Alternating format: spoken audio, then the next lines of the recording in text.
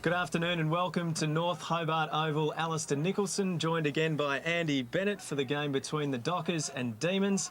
Andy, our first look at Burnie this season, and they've been playing some pretty good footy. Very impressive. After a bit of a faltering start, their last 3 games have been very good, and a very strong win last week up at West Park against Clarence. North Hobart, I guess, a sign of how strong the competition is. They've won 2, lost 1, and they're outside the 5. Down in 6th spot, and a percentage of just 92. You know, I went early in the year, or even before the season started, if I would have picked my top 3 or 4, I certainly would have had North Hobart in there. I thought Burnie would be very strong. Very early days, but North Hobart not in the spot I would have thought they'd be in today. But we'll learn a bit. We'll learn a bit today. Well, the ladder will show that Burnie sits on top. They lost to North Launceston in round 1, but since then they've looked very, very good. Accounted for Clarence comfortably in the wet last week. North Launceston and Glenorchy, 2nd versus 3rd, playing at KG5 today. Devonport in 4th position, Launceston in 5th position. There's North Hobart in 6th. Lauderdale is in 7th. Clarence, a bit of a surprise down there in 8th, Andy. Yeah, I certainly, as I said before, if I picked my top 4, I'm a bit of a traditionalist. I certainly would have had Clarence up there. I would have had North Hobart up there. They've got a little bit of the job ahead of them. But isn't the competition even? It's a terrific competition at the moment. It is a good competition. And Adam Derbyshire, the Launceston full forward, he's been out with a shoulder injury. And if we take a look at the leading goal kickers, you can see an interesting story. It's the small forwards who are doing pretty well at the moment. Darren Crawford's kicked 13 for the season, and Jared Price at South Launceston, while they're not winning games, he's been a player who has stood up for them. Yes, you would have expected all of it, Derbyshire to be up there, but Platt was down there as well, and Platt's a very, very good player. I'm really interested. I haven't seen Justin play for a while, but at his best, he was terrific. I remember when he kicked way back, what was it, 98 goals in a season? 96. 96 it was in 96. In 96, kicked 98 in 96. He was a real talent on the back of that when made himself a bit of an AFL career.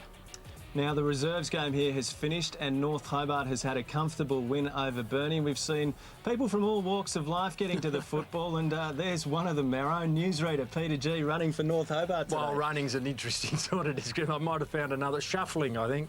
Shuffling for North Hobart, and he's put on a little winter weight, but it's great to see him. We saw him a few weeks ago having a beer out at Glenorchy, and he's brought that form to the field today as a runner. 2 blokes who are in fine fettle on the boundary line for us this afternoon, and none other than Martin Cudahy and Chris Smythe. Good afternoon, boys. Good afternoon. I tell you what, great to be down here at North Hobart Oval. We've had a bit of a look at the boys warming up, and North Hobart, as you mentioned, it's probably going to be a bit of a test for them. What do you reckon, Chris? Oh, look, a big test for them. Unfortunately, one of their problems, Martin, has been goal kicking. They average about 10 goals a game. Burnie average about 18. It's a real problem for them forward. If they can get it to Robbie Devine, they're a chance, but it'll need their midfield to go really well. That's right. It's certainly shaping up to be a great game this afternoon. Conditions are pretty much perfect. Bit of a breeze coming out of the north. And as for how North Hobart are going to go, I spoke to Matt Gapin a short time ago. Certainly am. I think it's a good test. I think Burnie's been in pretty good form, and after we had a couple of good wins, we had a pretty disappointing loss out at Glenorchy, so it's a good chance for us to bounce back at home. Burnie have been probably one of the surprise packets, one of the stronger teams. How are you looking to take them on? I think they haven't been a bit. They probably didn't start as well as I would have thought, but I knew they had a pretty good list and well coached by Justin Plapp. So yeah, I think it'll be one in the midfield as it always is at North Hobart, and if we can stop Plappy down forward, I think it'll go a long way to win the game.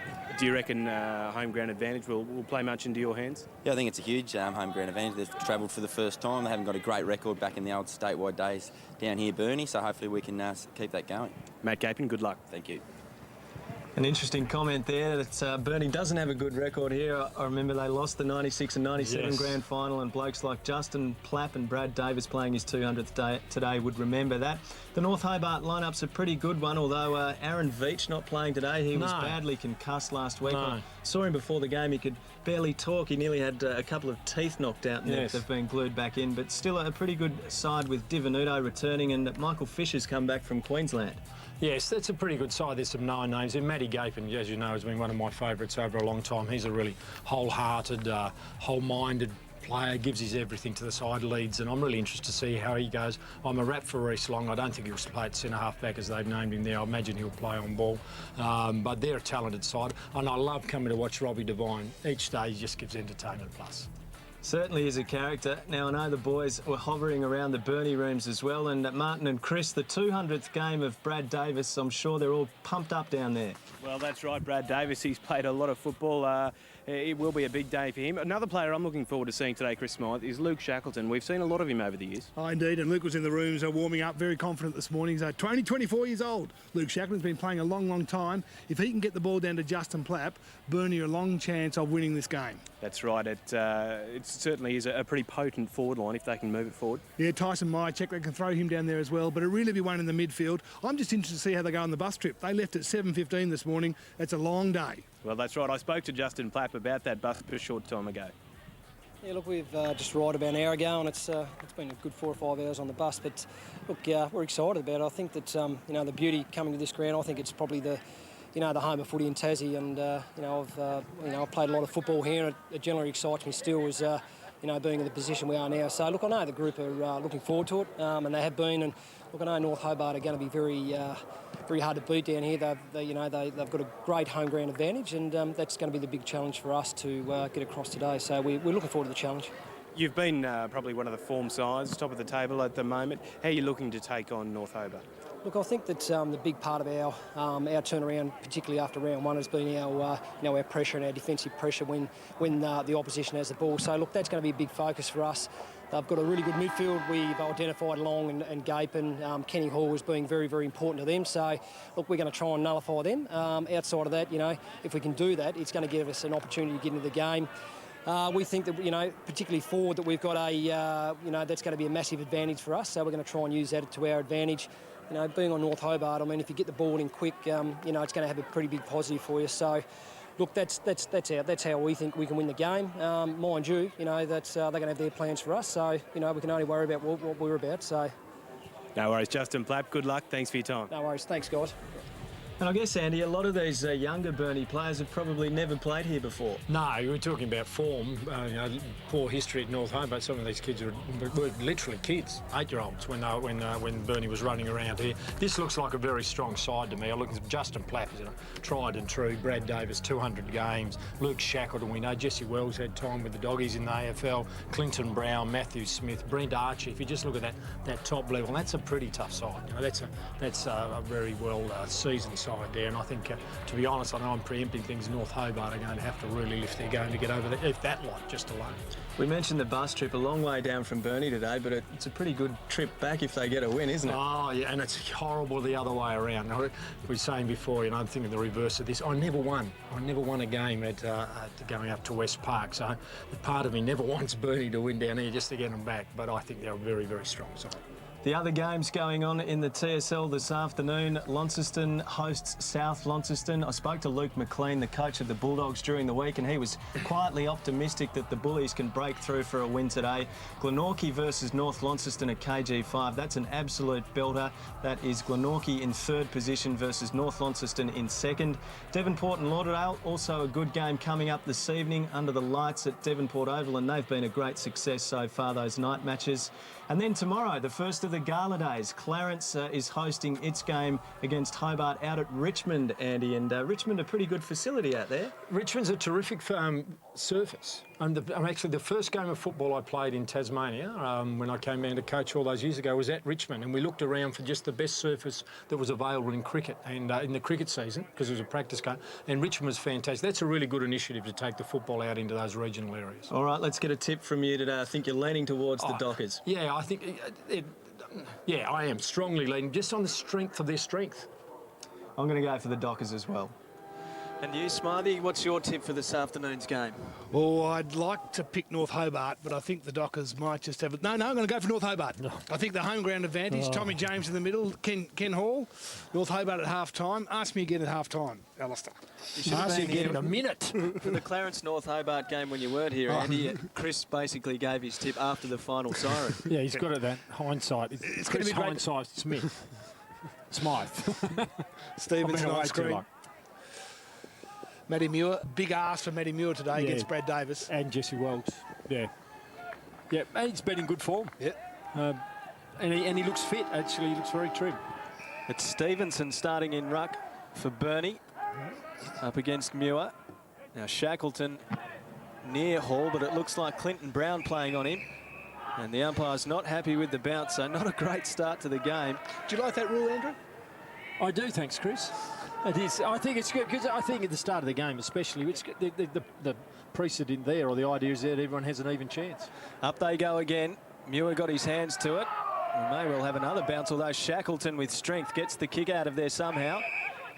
The mark taken by Breakey. Cade Breakey, hand pass to Brown, who goes inside 50, looking for Davis. Davis at the back couldn't hold the mark. Cox gathers, goes towards the line. How will the umpire read this? Kick it in, boys, he says. A behind on the board to Burnie. Could have been deliberate. Yeah. Could have been. Andrew Cox might have just squeezed that one away. Nick Lung's got it. He goes backwards to Cox. Just wants to set up some flow. Deep in defence. He's got to get rid of it now. Switches play. The kick had to be spot on, and it just wasn't. He was looking for Reece Long. Just intercepting was Nick Walters. It's gone out of play. Andrew Cox is one of those players I always thought would have made it at VFL level, just on the back of his athleticism and height. His kicking has always been a little bit of an if. Kenny Hall's got it. He's got to get rid of it now. Umpire says he was legged. North Hobart. A chance to build out of defence. That kick a little dangerous over the head of Darley. He's pursuing the footy. He gathers. Now they've got some players on North Hobart. Brown to Fisher, back from Queensland. His kick run down by Stretton. Plapp a long way up the field, dishes off to Breakey. It bounces and evades Brown, but not Breakey on the overlap. Monday outside 50, tumble punt. No one there for Burnie. Ball over the boundary line. We'll have a throw in the forward pocket. He's busy, young Breakey. Had a lot of the ball early. Indeed, his brother's playing today. He's playing his first game today. Young Jake Breakey. His brother Cade. Davis got the hit out at ground level. Numbers might favour. That was clever there by Archer. Working hard was Devenuto. You heard the call from Cox. In some space. Just on the half back line is Travis Brown. He squares it up. North Hobart want to use the corridor. That's been evident early. Muir goes in short. Finds Tommy James. Standing start. Kenny Hall's the target. Just a good kick. And he can kick it from here, we know, from lots and lots of years, that he's a thumping kick. And he thumps it. And he thumps it. Yeah. He took 2 steps. It was just never an issue. Just never an issue for him. He's just such a believer in his own ability to kick the ball well. It's been a feature of his game for as long as we've been seeing him play. And it hasn't just, that skill doesn't diminish. He may not run as quick after a while, but he's just sublime kicking skills. He's got just a huge key here. Because of that, he can kick. If you get the ball in the middle of the ground, he can kick goals. Outside 50. Lost touch with him. Clinton Brown just off. Cardinal rule. Keep body contact. Keep your arm in. He's North Hobart's leading goal kicker this season, Ken Hall, and he's played primarily through the midfield. He's kicked 7 for the season now. And it's North Hobart leading by 5 points. Stevenson gets the hit out this time. Charging through was Mundy. Free kick paid and advantage paid as Banham puts Burnie inside 50. Wrestling going on. Should be a free kick here to Archer. Brett Archer was being held. He can go back and kick Burnie's first goal, the veteran. Veteran of the old statewide league. There's a number of players here who Plapp, Davis, Archer, Shackleton, Stretton, all played back in those days. So, like we were saying before the game, they're very, very well seasoned. Archer crosses 50, will kick from 40, lets it go. That's a pretty good effort too, and Burnie's on the board. And just it's led the ball strongly. His direct opponent who gave away the free, I didn't pick it up, was Andrew Cox, who's been running around the back, collecting a few kicks early in the game, but on the first one-on-one contest, called out, watch this free, watch the free, oh, arms across his chest. I think Archer made the most of it, but it was undoubtedly there and converts truly from, what, 40 metres, 45 metres. 1-1. Archer's they've made a swap. Lund's gone on to Archer. Tommy James sharked the tack from Murray. Still in the centre square. Trying to tap it out to Kenny Hall, just to charge his way through. Was he taken high? He was. Might have hurt himself. He's up okay. And the strength of his last kick, he might as well have a shot, Ken. He's been told to move it quickly. Spots up a target. Good kick. Terrific kick. Travis Brown drifting into the pocket. He'll enjoy today, boys. He played in 3 grand final victories with Burnie. Yeah, big day. There's nothing like playing well against your old side. You know, you just, the heart beats a little quicker, a little faster. You're just that much keener to do well. It's a tight angle. It'll be a good kick. It's a good kick. It's a good kick. It's a good kick. Both sides. And how about the kicking skill of Kenny Hall? We lauded him for that. Well, he kicked the ball for outside 50 and kicked it 20 metres past goal almost in the last shot at goal. And then he just basically off 2 steps, picked out a target, what, 45, 50 metres away. Just a great kick to find him, and then the conversion honoured that great skill that delivered the ball. Matty Gapin did okay, then just held his opponent out a fraction. Smart player, Matty Gapin. So North Hobart wrestles the lead back. They're up by 5 points. And it's Murray on debut in ruck against Stevenson, the 5-time Latrobe best and fairest who crossed to the Dockers this season. Burnie trying to work it out of the centre. Diving in with Shackleton, trying to wrestle it back. He's never out of the contest, is he? He thrives on that. Just loves it. Made his game like that. Remember, he debuted for Burnie as a 15-year-old. And held his own in the physical contest back then. Bounce of the ball, didn't go too high. Wells may have won the hit out on that occasion. In fact, it was Shackleton. Quick kick out of the pack by Monday. Ollie Divenuto wrapped up.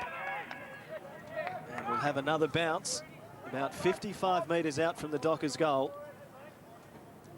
They've made a change here. Matthew Muir's gone back to fullback against Brad Davis. They want a bit more body strength back there, North Hobart.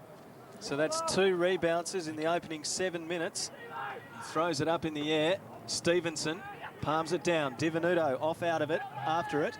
James should be a free kick. They were all over him. Hand pass from Bannum keeps it alive for Burnie. Nick Walters tried to run onto it.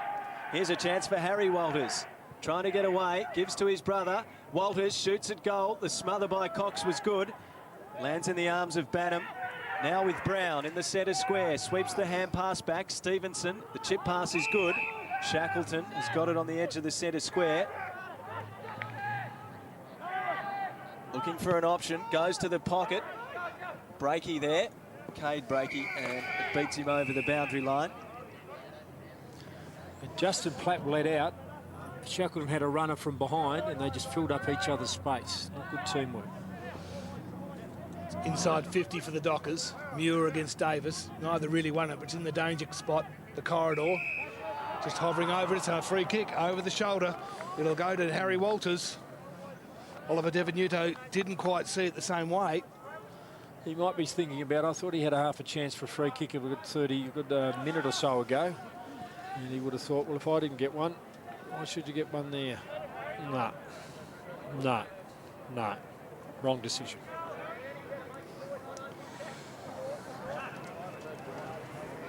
Well, it's with Harry Walters from about 30 metres out.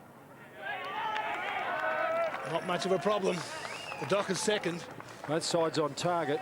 I think the free was iffy, but there was nothing iffy about the kick at goal. Split the centre. Well, we've had 5 shots at goals, and one of those was a shot by Andrew Cox in the back pocket for North Hobart. So the 4 deliberate shots at goal all resulted in full 6 points. Both sides obviously been practising goal kicking. Justin Plapp's been very impressed with the Walters brothers, who he's picked up from Wynyard. Now, they are brothers. I'm not sure actually the Breakies are brothers. The Walters boys are. Inside 50 go the Demons, or just about. Reece Long's kick runs over the boundary line.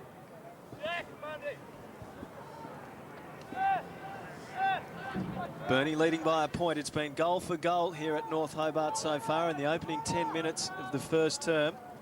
At the throw-in, Stevenson and Murray in a wrestle. Stevenson got the hit out. Peters got hands to it. Monday. Walters trying to crash through. Nick Walters, that was. Hand pass from Shackleton to Myercheck, to Peters, who can't get a handle on the football. Now a chance for North Hobart. Murray paddles successfully to Long. In fact, Long's got it now. Long goes inside 50, looking for a target in Gapin. At the back, Wilson in space. How's his finishing? He's got it. Super kicking here at North Hobart. Everyone likes it.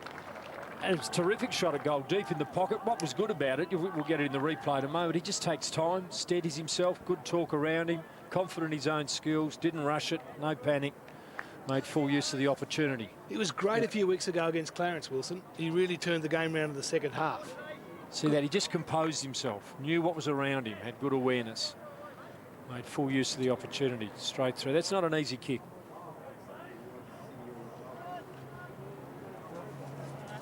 Myercheck's got the job against Wilson. North Hobart with a 5-point lead. Kenny Hall got that moving forward in the right direction too. Centre wing. The umpire spotted the free. It'll come back. It'll actually go to Burnie. Myercheck will take it. Well, this would be 50 in this one there. I don't think they actually heard it. Does that make the difference? How do you make that decision? How does an umpire make decision where someone's heard it on it? Hard thing to do, Benno, I reckon. Yeah, it is. Oh, yeah. Breaky gives it to Myercheck. Sometimes plays forward. Not by the look of that kick. He played all his footy forward at Iceland playing as the Mariners. And what he was very good at was just kicking the ball, shooting at goal. Good lead, good clean hands, trying to make him into a running halfback. Tommy James, just the defensive side of centre wing. Murray offers one lead. He goes longer in the Wilson direction. At the back, terrific grab from Matthew Stevenson. Docker's just holding him up at half-back. Wants some run. Stretton, centre wing. From behind, it's Breaky at the back. He finds Zach Webb. He kicks to half forward. Ken Hall gets across. Takes the chest mark, moves it on quickly, looking for Robbie. Devine at the back where he likes to play, and a good, strong mark taken by Wells. That's a mismatch. I thought bad decision from Kenny Hall. He could have shot from there. Monday's got it. His little chip pass, neat enough. Brown takes the mark. Premiership player with Burnie in the NTFL. Played with the Devils. Originally came to Tasmania. His reason, I remember reading in the paper, he wanted to play on the gravel at Queenstown. Out to the wing go the Dockers. Free kick plucked out of it. It'll go the way of the Demons. Grabbed his hands, hit his arms. Jaden Charlton to take it. He goes to half forward. Getting back and making a contest. Monday did a good job. Gaping there for North Hobart. Potter over the top of it. Long as well. Long's got to get rid of it. He gets it inside 50. It lands for Wilson, who goes again to the goal square. And again, Jesse Wells stretches and takes a strong mark. He moves it quickly. A 2-on-2 contest. Good work there, cutting it inboard. Murray gets it back now to Sam Darley. Good kick to Potter. Just kept his head. Potter was in front. Quick dish off. Long kick from Cox. Pushes it to the right. Smart, you've got to know your capabilities. Good handoff. Cox is a good long kick. Wasn't accurate in that case, but we know can kick it a long, long way. If Robbie Devine keeps playing behind with Matthew Wells, he's kidding himself. He's against Jesse Wells, sorry. He's underdone by 10, 15 centimetres. You've got to maximise what you've got. You've got to stand in front. Monday's kick was pinpoint perfect.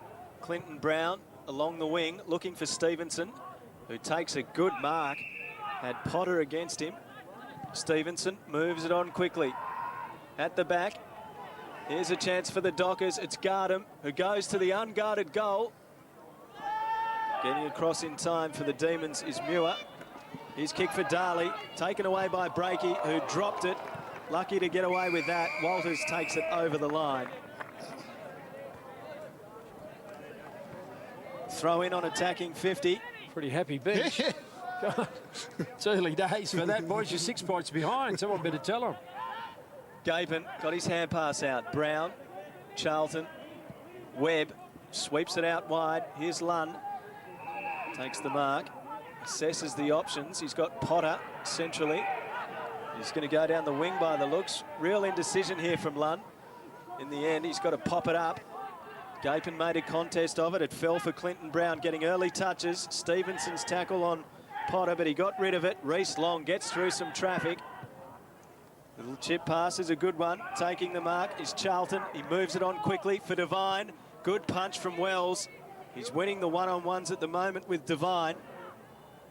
Ball just sat there and said, someone come and get me. Shackleton got it, gave it off. Peters. His kick marked by Monday. He's been good Monday. Yeah, He's just been going to target. say exactly that. And it's tough. Second effort. Long and sit in deep. A 1-1.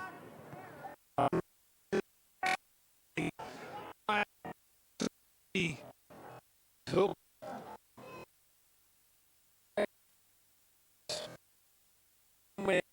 Ball on the 6 goals missed.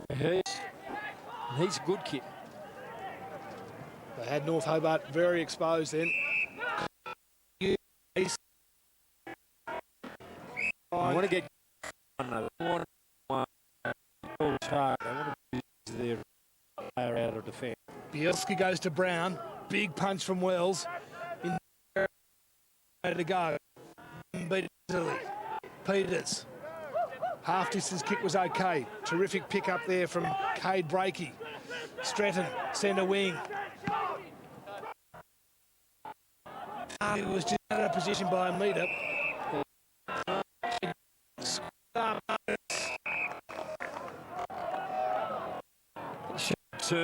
Anticipation. If you just judge it. I thought it was a good call. I thought it was a good call from here, Benno. Which you're like that. You just chose that because you know I didn't think it was a good call. Brad Davis. We need to face this, Chris, and we need to work through this issue. The 200 gamer. Ooh, just it would have right. been terrific. Yeah. Brad. His first kick in his 200th game. He's a big target. Very big target. If you're caught behind him, he's always been broad across the shoulders, big across the beam. He's a very hard man to get around. Long's kick to the back pocket finds Cox. Cox, where does he go next? To the half-back flank. Potter's the target. That's a very wide kick. With no pressure on. Murphy's got it for Burnie. Cox playing tight. Murphy puts it inside the 50. Plapp went up in front. Football went over his head.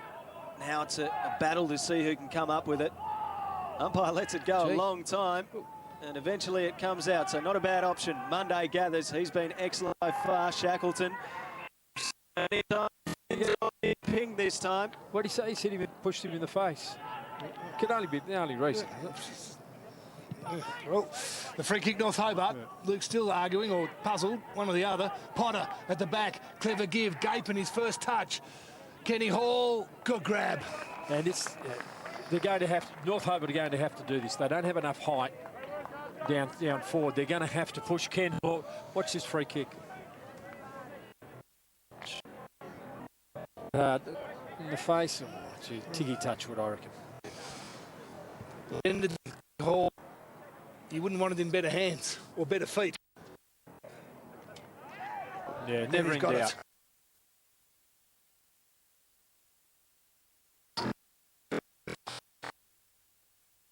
He just dramatic.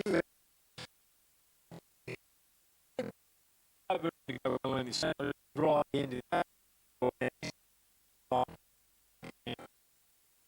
already, and he's also had a hit with it in the middle of the field. He's just about the standout player in the competition this year. Days, but just on the basis of his career to date, he's a gun. Kenny Hall's got a bit of extra motivation today too, boys. North Hobart are wearing black armbands. Ken Hall's grandfather passed away during the week. Now, thoughts with the family. Thanks, Martin. Stratton gets it out of defence. My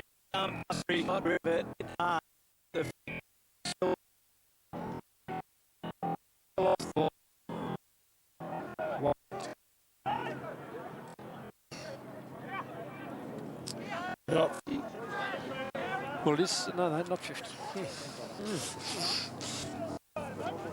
Checks. Floater of a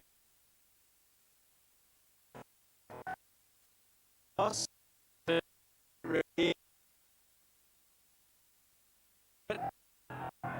Evasive from Murphy. Bang. 50 to target. The punch. Yeah. The youngster, the 16, comes to the half-back flank. Charlton's got it. Hand pass over the top. James. Back to Charlton. Now Potter. Hand pass. Missed the target. Monday runs onto it. His kick, a beauty. And the mark taken by Harry Walters, who goes to 55. Puts it to the hot spot. At the back, Plapp. Ball comes down. Snap it. Goal by Smith. And he's kicked another for Burnie. See, in a lot of ways, that's Justin Plapp's goal. Because he's just attracting. The last 2 times he's gone at the ball on the forward line, he's either had 2 or 3 defenders go against him. And it's not hard to do the numbers from there, is it? 2 flew with him then on the ground. Matthew Smith had the luxury of staying down. And it was a good snap on his left foot, but in terms of gathering the ball, it's easy picking. So watch here, he's drawn 2 defenders. And there he is. Just traditional front and centre. Collect the ball, good snap. But they're very, very conscious of Justin Plapp, and they might have to think that through, because he doesn't look like physically he's moving that well to me at the moment, Justin Plapp. 4 points in it. First kick comes from Murphy. Inside 50, numbers favour the Demons. Stevenson's done okay on Plapp. Yeah, and then see, they're talking about the physicality, you know, Justin's ability to run at the moment. He got clearly outrun to that ball. Charlton, this way, that away. Muir has to get rid of it quick. He does. Has some support. Stevenson, high ball. 3 on 2. Knocked forward by Bannum. Stevenson now for the Dockers. Concedes some territory. Finds Gardam on 50. Might shovel out. It does in the end. Gapin over the top. Opportunity now for Alan Bielski, and he has drilled it. And great reply. Great, Matty Gapin in and under. He's just always had terrific vision. Sensed, there've been lots of voice going around him, but he was never in doubt that he was going to get it. Head over the ball, very quick hands, well-weighted handball. Set Alan Bielski, ex-VFL player, free, and he's a good kick. That's easy money if that was an easy shot from 20 metres out, but Matty Gapin terrific in that. So North Hobart back out by 10 points. It's funny, I get a sense in a way that Burnie's doing better in lots of things, but North Hobart go forward and kick goals, so we said they haven't got any forwards. Davis in ruck for the Dockers now.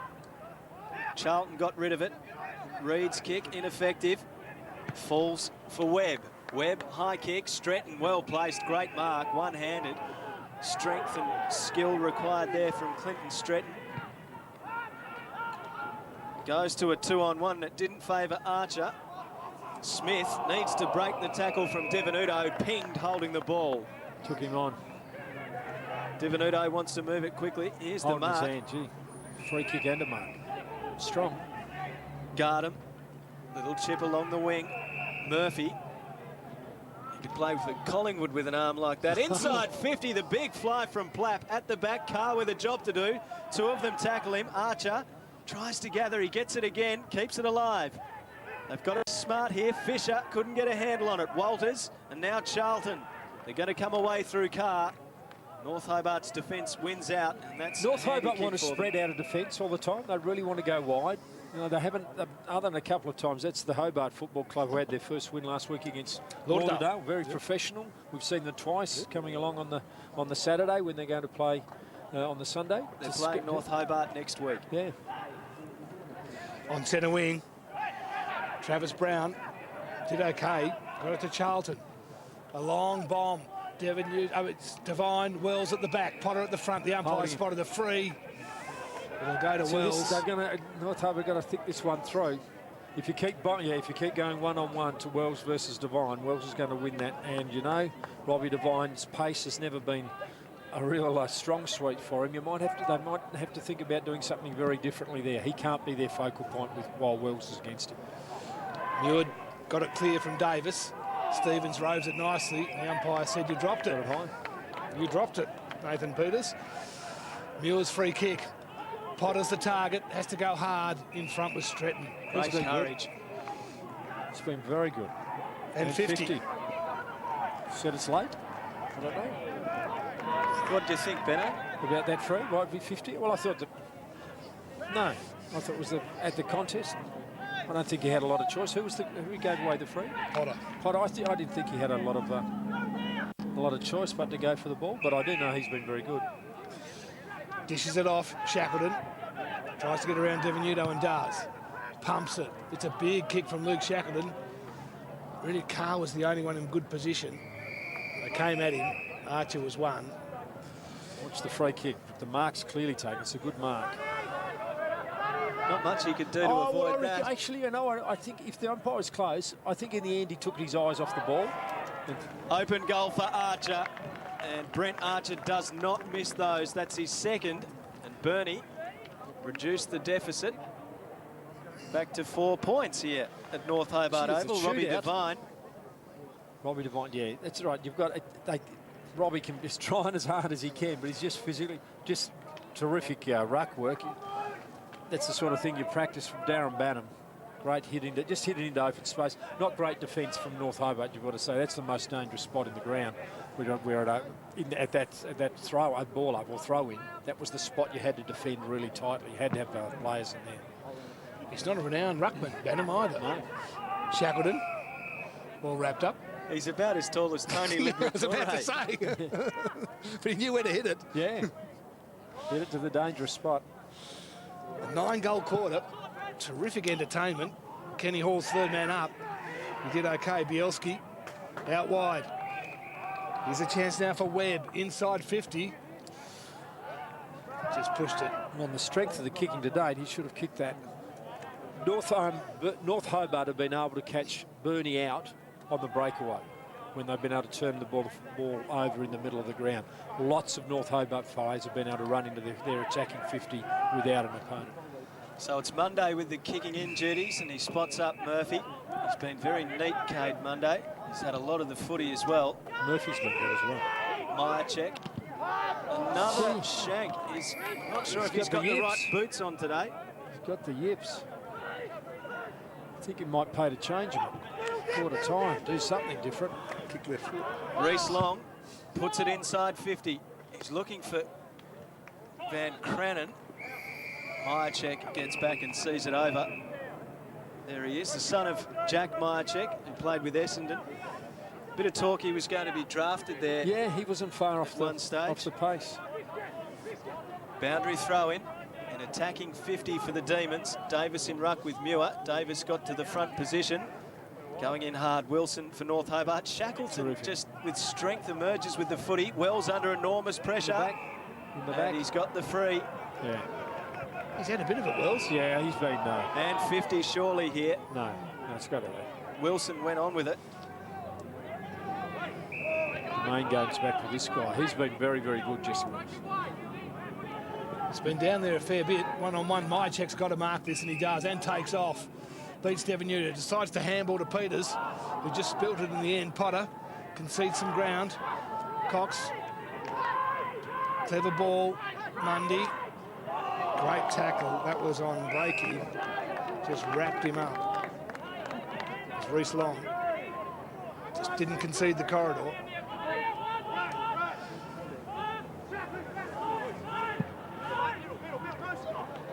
Davis pushes and shoves. That was clever. Breaky, good bend and pick up. Inside 50, Kenny Hall ran him down.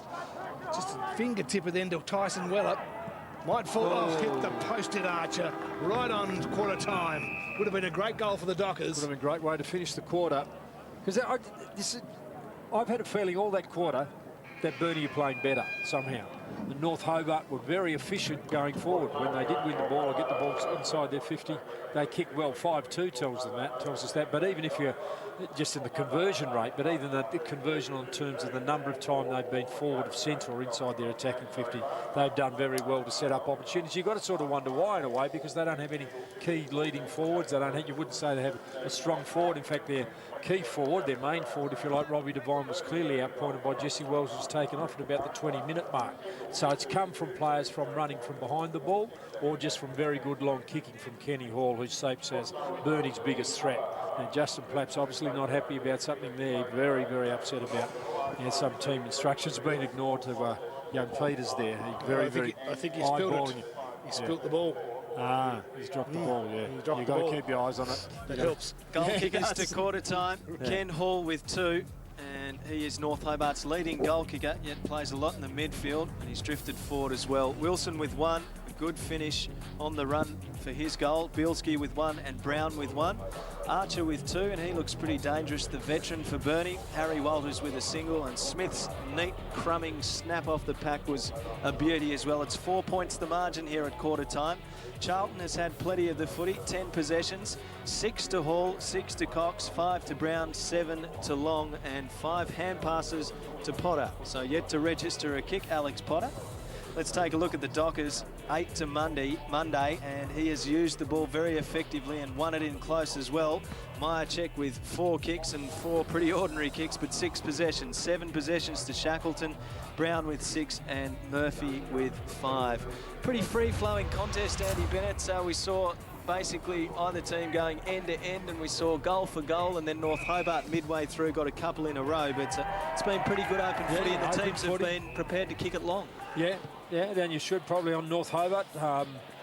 North Hobart's goals have come from players running forward of centre. There's a good example of that, running forward from the middle of the field. Just great kicking. We saw 2 examples of great kicking from Kenny Hall. Then that long kick from outside 50, and then that wonderful kick over 50 metres to spot a leading forward was terrific. There's Harry Walters kicking a goal for Burnie. Impressive young bloke. This was Wilson's finish. He just steadied nicely. Cool, calm, collected, good skill. And then Ken Hall, when he drifted forward late in the term, if he gets it that close to goal, he's going to kick it every time. This was a nice finish from Smith. Got the margin back to 4 points, then Bielski went forward, and his neat finish as well. So the goal kicking's been pretty good on the whole, boy. It has been, and that was no hard one. But if there's 2 examples in there where where more than one defender has been drawn to an attacker from North Hobart's point of view, they've got to sort that out. Let's see what Matthew Gapin's got to say at quarter time. Hold the ground. We don't want to kick the pack to pack. That's exactly what they want. Tackles 18. That's a record for the court for us. That is a record. Really good. Marks in space 9. They're working the space. They're sitting out on their own. We need to work harder, work that zone harder. Handball kicks received 10. The run is really good. The run from behind. Once we get in our back half, just our skill level out of there, we're rushing a little bit. Go back, take your time, find your target. Kicked a couple wide, but pretty good other than that. Jado, really good impact when you got on, mate. First option, no, you know the one I spoke about. Shaq's hanging out the back 30 metres. Hanging out the back 30 metres and trying to get the easy one out the back. Got to be wary of that. Let's push up. When they're coming through the middle of the ground, what have I spoken about before the game? We're all sucking back in our zone instead of frontal pressure. Push up onto him, make him make a decision. Kick over you, make it easier for our backs. Most important thing. Toddy Murray, great work rate first up, mate. We've thrown the Wolves in there. Forward line pressure needs to be better. Needs to be better, work the mark from us. We need to work the mark harder. Caden, good aggression. Reedy doing a good job. Tommy and Reedy are doing fantastic jobs on their opponents. They shut them out. Rishi, good run, mate. Really good run, Reesong. Linking it up for us. Where's the board? Okay, those are back there really good. Let's not get our opponents get goal-siders on the stoppage. I know we might have got burnt. They got goal-siders a couple of times. Fish, sensational job, mate. Really taking fronts, but you've got to be elite for him, mate. You are too tall for him. Doing a good job. Reedy, I spoke about. Coxie, excellent work. Really good run down there. Lunny, good. Reese, keep running off half back. Trav Brown, sensational quarter, mate. Really working hard, linking up. We want the ball in his hand inside 50. Hawley, really good start, mate. Really good start. He wants to suck off Hawley through there. When Hawley goes off ball and I come on ball, Monday comes on to me, Brown goes to a wing. So be wary of that, Jado. Brown goes to the wing there. Jado, Bielski, I've spoke about, we want to use Biscuit up. So I want you to hit up all day, Biscuit. Use him up coming through the middle of the ground. His man wants to drop off. We'll go through Biscuit, get it over that zone like we did early in the quarter. Robbie, play high, mate. Yep. Play high and lose him going back the other way. Wills, Tommy James already spoke about. Me deep to start with. Potts, I want you to go deep into the square on Wellesley. He's got pace, push him off and lead hard. Once we break free, he's a bit slow to react. Use the ball and watch Potts coming straight at you. Musa, good job in the ruck, mate. Really good job. Give that great start, mate. Matthew Gapin there, the North Hobart coach, and he sounds on the whole, Andy, pretty happy, I think, with his players' performance. That's extremely positive. Very positive. There wouldn't have been one player in there. He hasn't bagged in one player's efforts at all. He's given. I was impressed with that. Every time he addressed a play, it started with something positive. Got his attention, made him feel good about himself. But then, if there's something need to be addressed, like push off, don't get goal side, there was a message also. So the players out of there would take away saying, well, I'm going pretty well. The coach feels good about it. We're going all right. We're winning well, but I've got something to work on. That's terrific. A lot in it, though. Gee, a lot of detail in that. Indeed. There's a lot of thought and a lot going. And then one thing I was worried about at half time, what Blake's thinking about, they just think, oh, I'm a bit sore now. It's a bit hard, especially if you're coaching someone like Smythe. I try not to talk to him much at all. Did you place any emphasis on tackle counts and Yeah, inside 50s? And did you get presented with a sheet at quarter time that you could look at and address the players with? Yes, yeah, we had some markers you'd always look at things. We weren't as sophisticated as... Yeah, the one thing that I'm not surprised. Those dyslexic. the numbers were there. Let's get down to the boundary line. Martin Cudahy was listening to Justin Plapp at quarter time. Down to you, Marty. He wasn't too disappointed, Justin Plapp. He was pretty happy despite the fact they're behind on the scoreboard. One thing he did say, and he mentioned it before the game as well, is defensive pressure. He reckons his boys haven't made enough tackles. He said that they've just made 6 effective tackles during that quarter, and he certainly wasn't happy about that. So this quarter, look to them to apply more pressure, particularly out of the stoppages. They don't want North Hobart to switch it up, and they also want to see a lot more pressure and a lot more getting the ball inside the inside 50. And Brad Davis is going to go forward as well, boys. Thanks a lot, Martin Cudahy. So 6 effective tackles for Burnie and North Hobart. Matt Gapin thrilled with 18, a record, he said, for the club in the opening term. You know, another thing, if I was Justin Plapp, I would have been saying to his midfield and his half forwards in particular, you've got to chase really hard out of there because North Hobart got goals running. Too many opponents, too many of Burnie's opponents were running unchecked into the forward line. Chase harder. The Demons take a 4-point lead into the second term. Muir's in the middle. Devenuto sharked it beautifully. Nice left foot trajectory. Gapin was just a little bit behind. It might fall for him in the end. Kept it alive. Wells mopped up in the first turn. Gets it back from halfback. Sets up Shackleton. Centre wing. Long bomb. In front was Carr. That was the place to be. Quick movement. Devine. He's been told to play up and run back. Strong tackle, too high. Oh. It'll go to Banham against Hall or James. I was about to say that's a good tackle because he thought about how he did it. He turned him in the tackle, but I'm not the umpire. Got it to Walters. Archer was the target. Carr's at the back, so too is Muir. Inboard. Brown. Back to Muir. Back to Brown. In some space. Carr. This is the important kick. On 50, Gapin's in front. Myercheck pushed out of it. Arms and legs and hands and feet, and it's the umpire's ball. And that was good work by Caden Wilson. 2 tackles in 2 stanzas of play. 4 points the margin. Early stages of the second term. A bounce on attacking 50 for North Hobart. Gapin takes it out of the ruck, gets rid of it pretty quickly. Webb tries to burst his way through. Here's a chance for Brown from 40 metres out. He's put it across the face of goal and sneaks it just in for a behind. They go to him too for goals. Yeah, he's a good kick. He's got a good head on his shoulders. Mr. Fagan, the assistant coach. And Brent Plant on the right, also involved. A long time Burnie stalwart. I remember he led the goal kicking at Penguin and got them to a grand final in the 80s. Might have been the 90s, early 90s, as Long goes back to half forward for North Hobart. Gapin wants to give off, goes by foot in the end, and that's the smart decision because he finds Potter. It's been the strength of his game over the years. He's never been a great long kick, he knows that. And the free man, no one I reckon this within cooee of this James. is what we're talking about. I just think they've been very slow from attack defence, Burnie. Not bad going forward. They've been good in the contest, but their willingness to turn around and chase and think about manning up when the other mob have got the ball has been less than that needs to be. Tom James in his 127th senior game for North Hobart. Kicks at goal from about 30 and he splits the sticks. North Hobart gets the perfect start to the second term. And he's an important player. He has, and he's been a long time, but he's just developed and developed and developed. He's a good one-on-one player. He's got good discipline. He makes the best of himself. Saw the opportunity run forward, converted truly. He's just very efficient for him. Big praise at quarter time from Matty Gapin about the work he's been doing. He was great 2 weeks ago against Clarence. He tagged Cameron Thurley, virtually won the game for North Hobart. We did win. They won the game. Not just him, but Stevenson's in ruck. There's been an infringement. It'll go the Dockers' way. It'll go to Stevenson. Had to quick give. Got it to Murphy. Over the top to Shackleton. Wilson tried to run him down. Archer's in good position. So too is Plapp. Spilt free from both of them. They've run into, again, that ran into each other's space. Coordination of how you set up when you go into the forward line and when you run isn't quite there. Davis against Muir, a little shove, got away with it. At ground level, Kenny Hall applies the pressure on Smith. Falls to Long. High ball.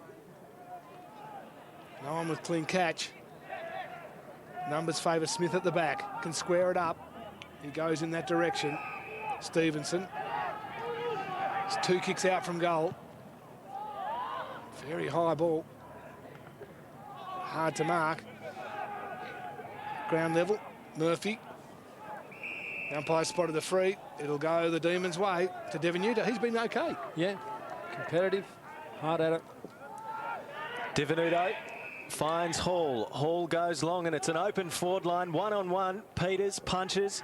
Now he's got to gather and be cool with it. Gapin tackles. Good second effort. Keeps it alive for Burnie. Quick kick at goal by Wilson to the unguarded goal. Rolls through. North Hobart gets the opening 2 of the second term, and that's handy stuff for them. Wilson, opportunistic. That's a couple of neat finishes for Caden Wilson. And Matty Gapin, terrific. Just second effort. The first one was good. There's lots of good things he did in there. He's not tall, but he led at the ball, made the contest, made certain it came to ground. Didn't have his crummer, he'd be upset about that, but he worked hard enough to keep it in, and he made 2 tackles in there in effect, and the goal resulted. Caden Wilson. Is that Kyle Wilson's? Is he related at all? Keir Wilson, remember Keir Wilson? I just thought some facial. Keir Wilson. He looks. No, doesn't look like Kyle. If Kyle. He was related to Kyle, I reckon he would have. No, not Kyle. Keir Wilson.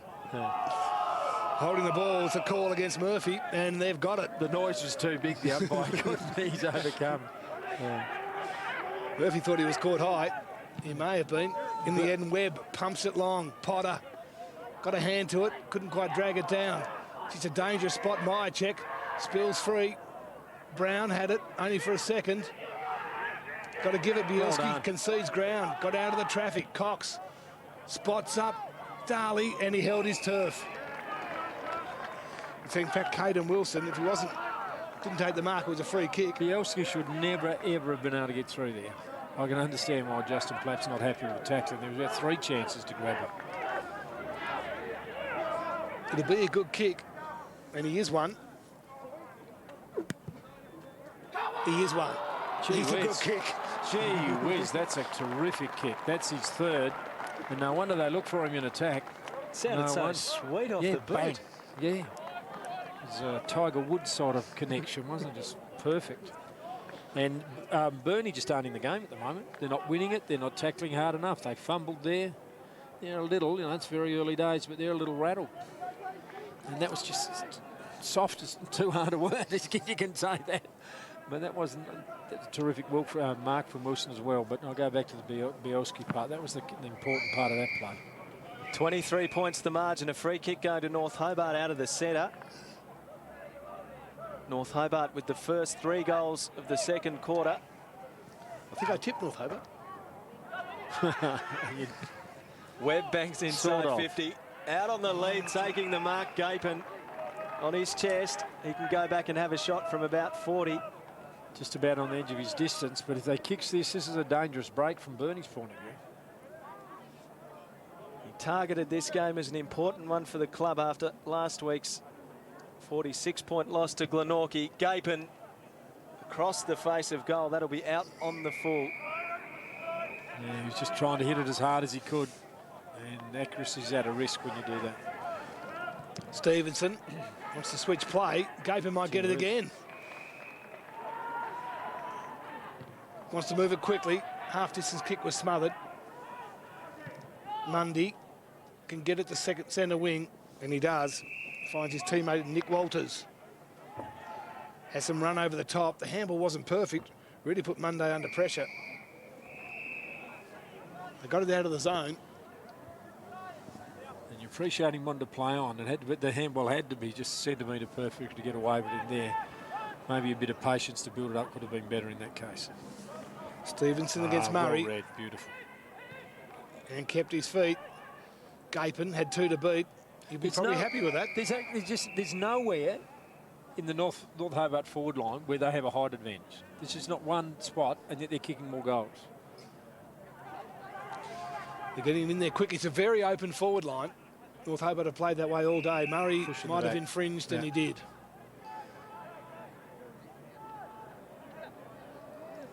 Stevenson just wants someone to give it to. Myercheck, this will be interesting. Good kick. Tommy James punched it down. Robbie Devine. Nice little give. Gave it to Webb. Good kick to Gapin at centre wing. They need to tighten up on Gapin. He's getting way too much of the footy. Here's chip to Brown. Travis Brown by hand to Devine. His second possession for the game. Goes inside 50. Here's a chance for North Hobart. Going in was Breakey. Gathers the football. Stretton there. Breakey well tackled. That was Charlton. Quick snap at goal. Across for one behind. When the ball hits the ground, North Hobart are first there 5 times out of 6 at the moment. Bielski was good again in that contest. Yeah, and it very nearly got through. The handball was just missed. Shackleton from a standing start. Stevenson got one hand to it. Murray's at the back. Numbers favoured the Demons, and Reece Long got it cleverly to Brown, who got it back to Long. The kick wasn't where he wanted it to go, and Shackleton can hold it up for the Dockers. Jake Breakey. Have they been inside 50 this quarter? No, if they have, it's only once inside 50 in 10 minutes of play. Nick Walters, again, just chipping it around the boundary. Smith.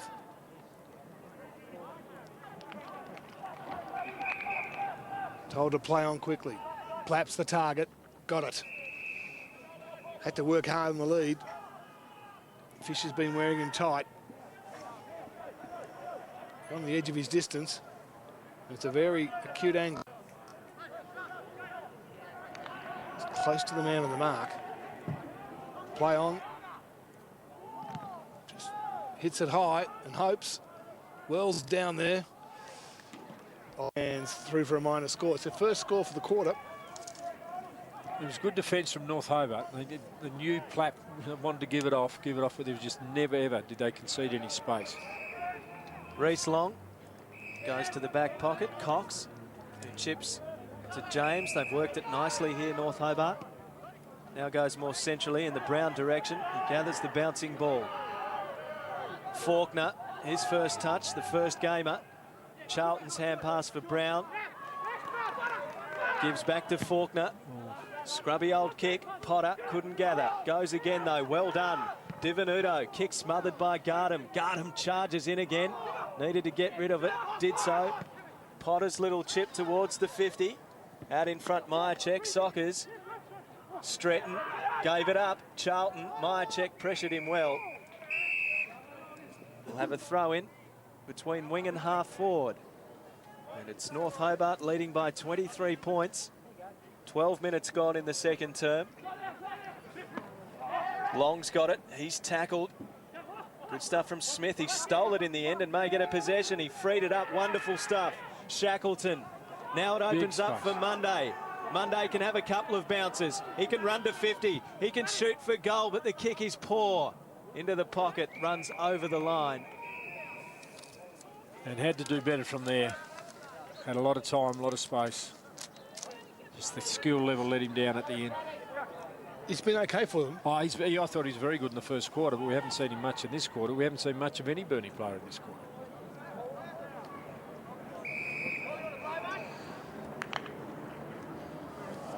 Preparing to come on is Murphy. He had a bit in the first term as well. The Dockers really need a goal. Murphy's a left footer. Need to get him on. Davis. Muir got his hands to it. In the pocket, Smith shoveled it out. He was looking for Cade Breakey.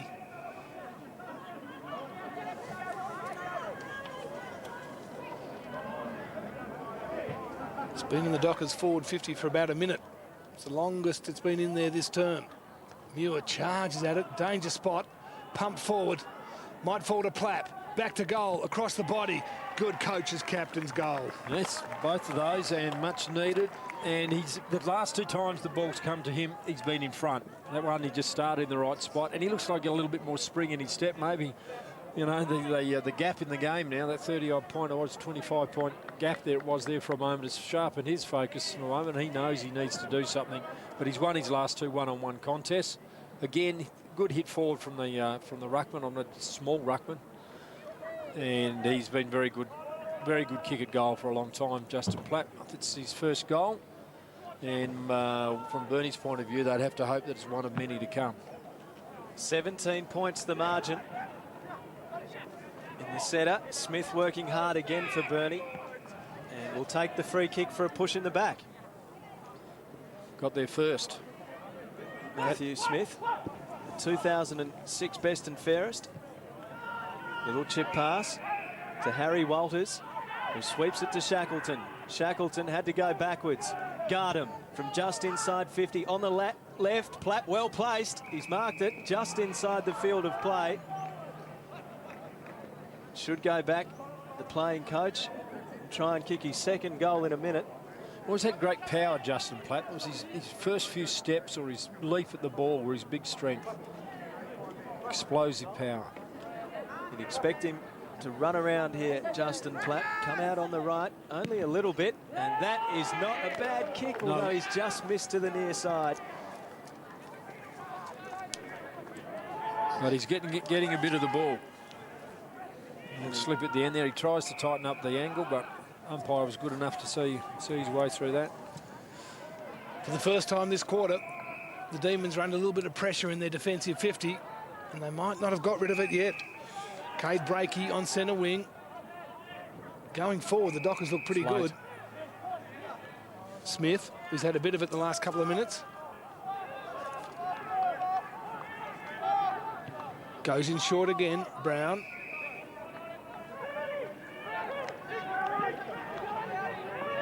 It's a deep flood from the Demons. Virtually all the players bar 2 in the back half. High ball, Davis and Archer. Neither can take it. Numbers favour Carr. Concedes some ground. Long was clearing the tackle. Just burst through. Pumps it in the Bielski to good grab here.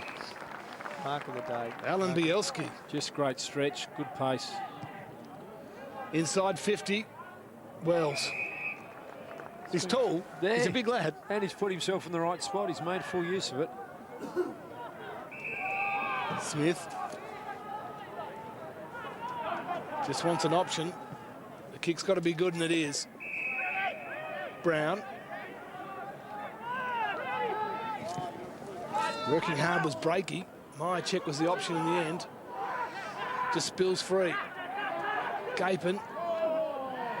Just couldn't quite get his hand to the uncharacteristic ball. fumble.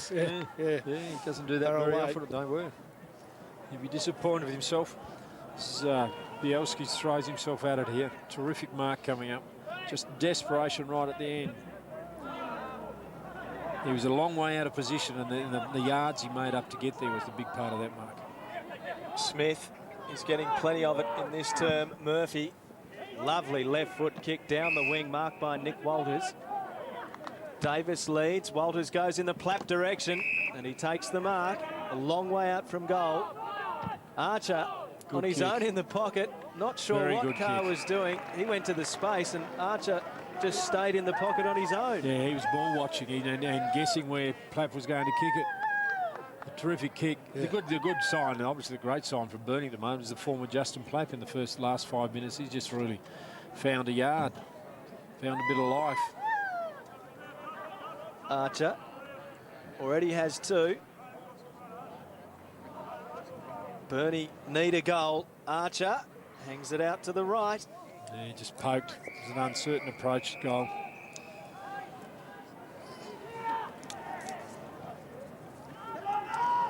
Long's got it in the back pocket to Charlton. Back to Long. Handball not neat. Had to gather in between his legs. Walters keeps it alive. Monday's kick. Brown. Hand pass over the top. Breakey gathers under pressure from Brown. Walters couldn't gather. We'll have a throw in. North Hobart have fumbled a couple of times. It's interesting how the game ebbs and flows. They look so certain and confident 5 or 10 minutes ago. A couple of goals against them, and they're beginning to doubt their ability just a little bit. Shackleton takes it out of the ruck. Quick snap on the full. The Dockers have had all the play in the last 5 minutes. Yeah. The Demons just can't quite clear from their defensive zone. Cox just hits it long. Really a clever mark. In fact, the umpire might pay it to Robbie Devine. No. It was Ben Van Crennan. Crennan. Thank you, Andy. It's all right. Muir got his hands to it. Heard the call from Carr. Good handball. Sets up Charlton. Through the centre field. Wilson against Myercheck. Myercheck got his fist to it. He was out of position. Wells left his man Devenuto. That's in the back. And that's holding the man. I reckon Wells has had 6 frees in there. And the umpire said, I'll have it. After all that, Oliver Devenuto, been busy. There's Was it a one free free. kick? And watch this other one. Have a look at this perfect flex. That's It's the old WWF WWE. suplex. Well, after all that, the umpire spotted a free. It's going to go North Hobart's way. Holding the ball was the call from the crowd. And Tommy Reed's got it. Probably too far out to score. Squares it up. Gee, numbers are against North Hobart here. And everything else. Working hard, conceding ground in the end. The umpire said you spilled it, didn't do enough. And Lovell takes it out to Smith. Smith getting plenty of the footy. Fisher couldn't spoil. Strong. Mark taken by Plapp. Here's a chance for Harry Walters from 45. Getting back, Breakey couldn't take the mark. And it's gone through for a behind. Fisher with a big job on Justin Plapp, and Plapp is just starting to get his hands on it a bit. Yeah, he's shaping just about the most important player on the ground at the moment. Kenny Hall's drifted out of it. The pass was good for Brown. They've been neat bringing it in. Reece Long gets it back again. Another player getting plenty of the ball. Good mark from Webb. You don't outmuscle Shackleton on too many occasions. Webb's kick intended for Van Crennan. He got it on quickly to Devenuto. That is a wonderful transition, end to end from North Hobart. Gee, I was going to criticise him not giving the handball, but he knew what he was doing. Ollie Devenuto, a valuable player for this Demon side. This was great stuff after he'd taken the mark. Webb got it on quickly. Van Crennan and Devenuto on the lead as he comes in and shoots at goal. And where has our wonderful kicking gone? Yeah. The first term they were so accurate. The second term, the kicking's gone astray. North Hobart are trying to find a match for Wells. They can't find a match that'll do him for height and body strength, so they're just trying to find a quick player against him. Maybe Devenuto's the one, but if that's going to be the case, he's going to have to convert. Kicking was good. Billy Joe Jackson. Is he one of the Jackson 5, Smiley? I'll come back to that. Myercheck paddled it forward. He's 2 of them. Kenny Hall's all wrapped up, got his foot to it. Here he is again, Billy Joe. Concedes the ground. Davis. Trying to work his way through. That is holding the ball. He's got to be holding the ball, isn't it? And it's a throw in. Ooh, he's taken him on, being tackled, he ran out of bounds. That's holding the ball, I believe. One of the breaky boys tried to break free. Here it is. In fact, it's Nick Walters. Yeah. Nick Walters took him on. Yeah. I would have paid. It was a good tackle from Tommy Reed. Now Walters can get it moving forward. Touch play on was the call. Stevens was hands in front. Brown shovels it out. Walters again. This time it's Harry. Shackleton. Brown. The defence is under pressure. Plapp's at the back. Got his way to the front and took it. Yeah.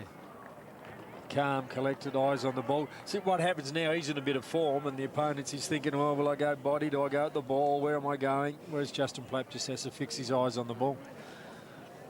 He's taken 5 marks, all in this quarter, and I'd say all of them in about the last 10 minutes. And he's about to kick his second goal. And there'll be 10 points in it. Ooh. Oh, no. No, he doesn't believe it. He can't believe it. And he should kick those. That's what he's there for. He's had 3 shots at goal in the last 5 minutes.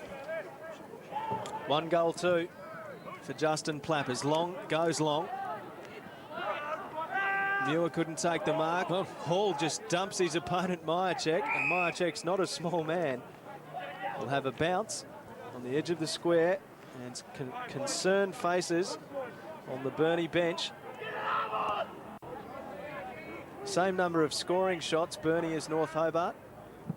They trail the game by 15 points. Play on, says the umpire. Off they go. The foot race is on. Alex Potter and his opposite number in Cade Munday gathers. Sends it towards Harry Walters, who does nicely. Just outbodied his opponent in Webb. Now it comes inside 50 for Plapp again. Up he goes. Couldn't mark. Lund's got it. Gathers at his feet. Good kick. Darley gathers. Hand pass. The sun in the eyes of Jaden Charlton. Keeps it alive for Burnie. Walters or Breakey. It's Nick Walters. Goes at goal. And hits the post. It's an amazing game how quickly it changed. North Hobart were just so much on top there for that first 10, 15 minutes, and now it's just all Burnie. They can't quite get the scoreboard pressure. No. And Justin Plapp wouldn't be happy about that, boys. He spoke about using the ball efficiently and actually making it pay when we get our hands on it. So he wouldn't be happy about that. Well, they certainly had their hands on it, Martin. And they're about to get their hands on it again. Almost feels like slight momentum shift, doesn't it? Slight. Right, it's a big momentum shift. They've just got to capitalise it now. Burnie, and the pressure might be getting just a bit. Matty Gapin really gives the ball up in that fashion. Walters had enough time to give it to Munday. He just strolled inside 50. He missed one from an easier angle, about the same distance out a little earlier. And somehow the pressure's gone up on the kick. Yeah, something to do with that siren going. From 45, 50 out, Munday. And he's uncertain, you're right, the pressure went right off. He ran too close to the man on the mark, never confident in himself. You know, you contrast that to someone like Kenny Hall when he's having a shot, it's just never in doubt. It's best you just knowing your ability. Cade Munday's, I thought he's been very good, Cade Munday, but he hasn't been very good on the other end of it, the conversion end of it. A quarter of 2 halves, you've heard that a million times, but that was absolutely, if you've ever seen it, that was it. North Hobart just dominated, and for a while there I thought this gap's going to be too far. The game was running away. Burnie, and I don't quite know where it changed, other than that number 4 at the back of the screen. There was just one player who said, and it's the coach and the captain said, well, I better exert myself on this contest, otherwise it's going to get away from us, and he did. He just gave them such a strong target up forward. A lot of confidence grew around that. They ran harder, kicked the ball better, and Burnie certainly wrestled the momentum back, but they haven't at all converted on that, made full use of that period of dominance. Early in the quarter, North Hobart were terrific going forward, and ironically, or not ironically, it just was the coach and captain at the other end. I thought Matty Gapin just did the same job. He doesn't have the same vertical jump and marking power that Justin Plapp did, but he made himself a target, and when he went to the ground, he was terrific and set up a couple of goals out of that. It's a battle of the coaches. You would sense there are many twists and turns to come. It's North Hobart leading at halftime by 14 points. Let's take our regular look around the country at what has been happening in the other footy leagues. Terrible conditions greeted Williamstown and Werribee as they faced off at Point Gellibrand on Sunday. And the signs didn't look good for Werribee from the start, with star full forward Nathan Thompson arriving late. The home side kicking with the aid of a strong wind in the first and taking full advantage. It's coming back. Oh, that's beautiful use of the conditions. The Seagulls booting 5 goals 7 for the term, while the Tigers were going nowhere, failing to register a score by the first change. Any hopes that the wind would do the work for them in the second were quashed early on. Williamstown's ferocious attack on the ball more than making up for the strong headwind. The Tigers managing just one major for the term to go into the half 30 points adrift. With the breeze again at their backs in the third, it was all the Seagulls. Patrick Rose in commanding touch as he booted 4 goals for the term. And he can raise his bat to the crowd, Patrick Rose, because he's kicked 4. Alan Obst with his side's only joy, the first major of the day into the breeze, seeing the Tigers down by 10 goals with a quarter to play. Simon Atkins urged his men to make a contest of the last. So the quarter is about respectability, putting something on that scoreboard that we can go forward and say, well, at least we put some respectability, OK? But again, the Seagulls thwarted most of their efforts, the home side outscoring the Tigers into the breeze to run out convincing 66-point winners in front of their home crowd. Patrick Rose's 5 goals in difficult conditions, enough to see him earn best of field honours. The Tigers 3 goals 6, the lowest total of any side this season. In other matches, Box Hill defeated Coburg by 19 points. The Bull Ants were surprise winners over Port Melbourne by 7 goals. Frankston were no match for Casey. The Bombers went down to Collingwood in Bendigo by 43 points. Another solid performance by Nick Sortner couldn't get Sandringham over the line against the Roosters, and Geelong had the bye. To the ladder and Williamstown lead on percentage from Sandringham, Coburg, Box Hill, Port, the Bull Ants and Collingwood, while Werribee make up the 8 again further back. Casey and North Ballarat are just outside, while Frankston, Bendigo and Geelong are all winless so far in 2009. Anzac Day in the Sandful saw Central face off against Glenelg in the traditional grand final replay. And after the Bays drew first blood through Rory Kirkby, the first term belonged to the Dogs. Gowans is shot for goal. It's coming around. It's coming around. It's a goal to Chris Gowans. The reigning premiers picking up where they left off in September against the Tigers with a dominant opening term. 5 goals to 2, seeing them take a handy 18-point lead into the first change. Another to the Dogs early in the second saw the lead continue to grow before a heated exchange ignited the Bays. Back-to-back majors seeing them back in the hunt as James Gowans lost his cool. From there, though, Central went on the rampage. 5 unanswered goals to end the term, including 2 late to Jonathan Giles, seeing the game blown apart before the half.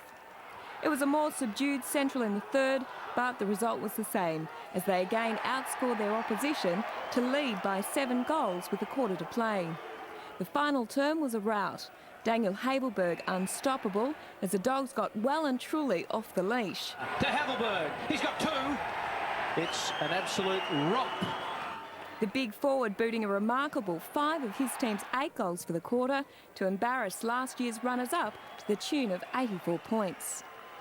Chad O'Sullivan's 3 goals seeing him named best of field, while Havelberg's outstanding final term saw him lead all scorers. Round 5 continued on Sunday with West Adelaide hosting Norwood, and the signs didn't look good early for the Bloods. Fullback Brett Zorsey pushing forward to kick the opening goal of the match.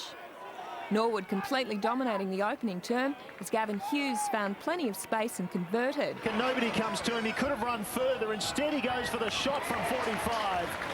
Simon Phillips showing his class in the wet to see his side out by 7 goals to 1 at the first change. West Adelaide attempted to fight their way back into the match in the second quarter. Ryan Willits doing it the hard way. Sets it up. Willits on the ground. Goal.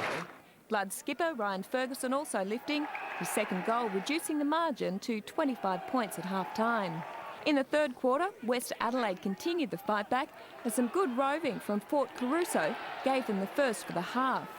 Jamie Vlatko kicked his 3rd goal, a much-needed steadier for Norwood, giving them a 17-point lead at the final change. The last quarter had it all, as Salim Hussain gave the Bloods the perfect start. He'll duck out the back door and kick a goal. Here come Westies. The intensity rose as both sides put their bodies on the line, and when Jason Davenport kicked his 3rd goal, the margin was back to 2 points before Hassan's second gave West Adelaide the lead for the first time in the match. A thrilling 3-point victory to the Bloods, their first win of the season. Jason Davenport led the scoring for West Adelaide with 3 goals, while Luke Jericho was the best for the Redlegs with 4. In other round 5 action, North Adelaide got over Sturt in a tight one. The Eagles had a comfortable win over South Adelaide, and Port Adelaide had the bye. To the ladder, and Central are still on top, undefeated in 2009. The Eagles, North Adelaide, Glenelg and Sturt round out the top 5, with Norwood just outside, followed by West Adelaide, the Panthers and Port. Perth commemorated 50 years of football at Lathlane Park in round 6 of the Waffle, but it was the Falcons who struck first through Jason Salisic. Matthew Ferguson provided a focal point up forward for the home side, kicking 2 goals for the term, but it was the Falcons who led by 4 points at quarter time, courtesy of Troy Longmuir's third. The Demons responded quickly in the second quarter, Ferguson's third goal giving them back the lead. It was short-lived though, as Longmuir kicked his fourth, the Falcons holding an 11-point lead at half-time. The third quarter saw the Falcons come out flying, Anthony Salikas giving them the perfect start. The home side attempted to lift the tempo as they punished their opponents' mistakes. But West Perth had all the answers on the ground and in the air as Salikas rose to take a screamer. Long kick towards centre half. Salikas, what a grab! Perth tried to mount a late charge as Ferguson kicked his sixth and Matthew Moody reduced the margin. But Mac Wardenan closed the door on the home side celebrations. West Perth winners by 19 points. Ferguson's 6 goals, a good effort in a losing side for the Demons, while Troy Longmuir kicked all 4 of his majors in the first half. In other matches, the Dogs proved too strong for the Sharks. Claremont is still yet to register a win this season after going down to Swan Districts. Subiaco were defeated by East Perth in a thriller, and Peel Thunder had the bye. To the ladder and East Fremantle sit on top of the table, a game ahead of South, Peel Thunder and East Perth making up the top 4. Subiaco are just outside, followed by West Perth, Perth, Swan Districts and Claremont. Come to a place where life may not be simple, but it's sure worth living. Heartland. You know, your mom always said you had the gift. And at the break of day. A beautiful family series. Well, it's no palace, that's for sure. Just made for Saturdays. My friends in New York think I'm a genuine barrel racing, cattle punching cowgirl. Come home to Heartland. What am I gonna do now, Grandpa? 6:35 tonight on ABC2.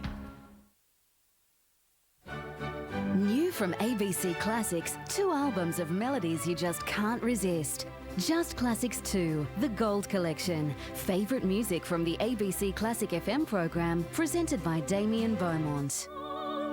And Songs My Mother Taught Me, celebrating the mother in your life. Just Classics 2 and Songs My Mother Taught Me. CDs available now from ABC shops, ABC centres, retailers and online. We've come on a journey of thousands of years and thousands of miles. Tomorrow, the path to India's fight for freedom. There is not a single human being left in the city by the time the British are finished with it. After we have divided, then we can come together. Everybody likes to be free. The dazzling final chapter in Michael Wood's journey of discovery. Just look at this. The story of India concludes tomorrow, ABC One. Thank you, ladies and gentlemen. I have a brief statement to make. Tonight on ABC One. I don't think we'll detain each other very long. There are old friends on new tricks before the bill. Haven't you guys got criminals to catch? 10:05, it's Foyle's War. My name's Foyle, I'm a police officer. And you're in an awful lot of trouble. Get caught up in the perfect crime lineup on ABC One. Welcome back to North Hobart Oval, and it is the Demons leading Burnie by 14 points at half-time. North Hobart playing pretty well, Andy, but Burnie also playing pretty well, but wasting opportunities. Well, playing well in bits and pieces, both sides. I think across the... I said in that first quarter, I thought it looks like Burnie are going to take this away, but North Hobart have been pretty relentless in sticking to their willingness to run the game. I think they've been more disciplined, and they've certainly been better in grabbing their opportunities in that quarter. I think 5-1 to 5 goals. Well, 3 goals. 1-5 to 3-3. I got it right in the end. Stay with me, I'll get there. And that's a bit indicative of the game. North Hobart making better use of the ball or their opportunities going forward. Well, North Hobart looking pretty good at the moment here today. They had some good teams going back many, many years ago, and we've again raided the vault at the ABC, Andy, and dug out a beauty. Let's go back to 1989 and take a look at the year that was. And here's a young Peter Walsh. The 1989 statewide season was particularly disappointing for North Launceston. The Robins headed the table after the roster matches, but lost their 2 finals confrontations and were out. Not for North Hobart and their opponents Hobart. North Hobart, coached by that wily tactician Gary Davidson. And one of the reasons the Demons were so good during the season was their forward line offered so much. The versatility of Paul Atkins, the marking strength of Darren Savickas, and those hungry McQueens. Steve, he was a brilliant player all year, and so was brother Mark. For the Hobart team, the services of Mark Browning, that was a definite plus for the Tigers at the start of the year, and they got good support from Andrew Lamprell, Jamie Shanahan and Wayne Fox. It was a toss of the coin. Could Hobart break through? Could North Hobart win that flag? It took time for both teams to settle, and Wayne Fox kicked the first goal of the grand final at the 10-minute mark of the first term. Up towards Fox, who takes the mark. Great pass, great pass. So Baldy Fox in. First score for Hobart. What's it going to be? It's a goal. The big sausage roll for the Tigers. There's this man Winter again. Rattray's miles behind him. No, we don't use miles now. All right, he's metres and metres. Winter this time decides to pass. Fox into the pocket and Baldy. Oh, Baldy Fox. Well, he didn't make contact with him, Mabel. Fox plays on in the meantime and puts it through. It's raining goals from the Tigers. And at the moment, North Hobart are a disorganised rabble. Cause for concern for coach Gary Davidson at quarter time. Hobart kicked out to a lead of 35 points before the hot favourites North Hobart started to motor. Brumley, if you have a second opportunity, can Chris Brumley, brilliant. What's the kick like? Is it equally brilliant? Yes, it is. Well done, Chris Brumley. What a top individual effort. Line. Ilma. Here they come again. The Demon charge to Steve McQueen. And just as Michael Winter was tearing the heart out of North Hobart in the first quarter, Steve McQueen is doing likewise. McQueen moves in. No mistake. That's his third. And North Hobart have hit the front. Here come the Demons again. Atkins, front position. Oh, superb judgment. Made Tony Martin look second rate on that occasion. Decides he'll kick long. And why not? And that's a goal! Andrew Lamprell did not touch it. So well done, Paul Atkins. 42 metres out. Gets onto it well. Oh, superb kick. Look at Darren Perry. That's a premiership cheer. North Hobart 18-22, 130, defeated Hobart 16-4, 100 by 30 points. The Demons, worthy recipients of the 1989 Premiership Cup. Bring back some fond memories, Andy. Yeah, there's some terrific players running around. Like guys like Steve McQueen, he could play. You know, he's a sublime kick of the ball. You know, and it's small forward, clever, smart. Yeah, and that was a great comeback by North Hobart back then. That wasn't our mate Lee College at the end, Lee College was captain in that side. Yeah, just good players. It was you know, you sort of forget, but there was a lot of quality running around the statewide competition then. Who knows what this one might build to? Hopefully it will build up to be a big one. At the moment here at North Hobart, we've got the Demons leading Burnie by 14 points.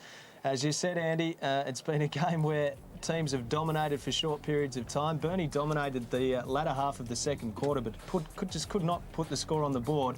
The margin was 4 points at quarter time, and it's 14 now, with North Hobart kicking 3 goals, 3 to the Dockers, 1-5. And Justin Plapp, late in that quarter, really started to get his hands on the footy. Yeah, he looks like a big threat to North Hobart at the moment, and if he keeps in that form and it straightens Burnie up so much and give him so much confidence going forward, well, that could make a big difference. He's only kicked the one today. I think he's kicked 1 too.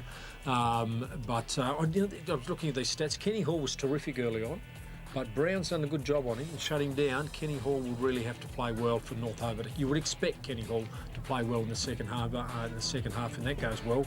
Well, North Hobart may hang on to this lead. Travis Brown, the former Burnie player, is the leading possession getter for North Hobart with 14 to half-time, as well as 4 marks and a goal.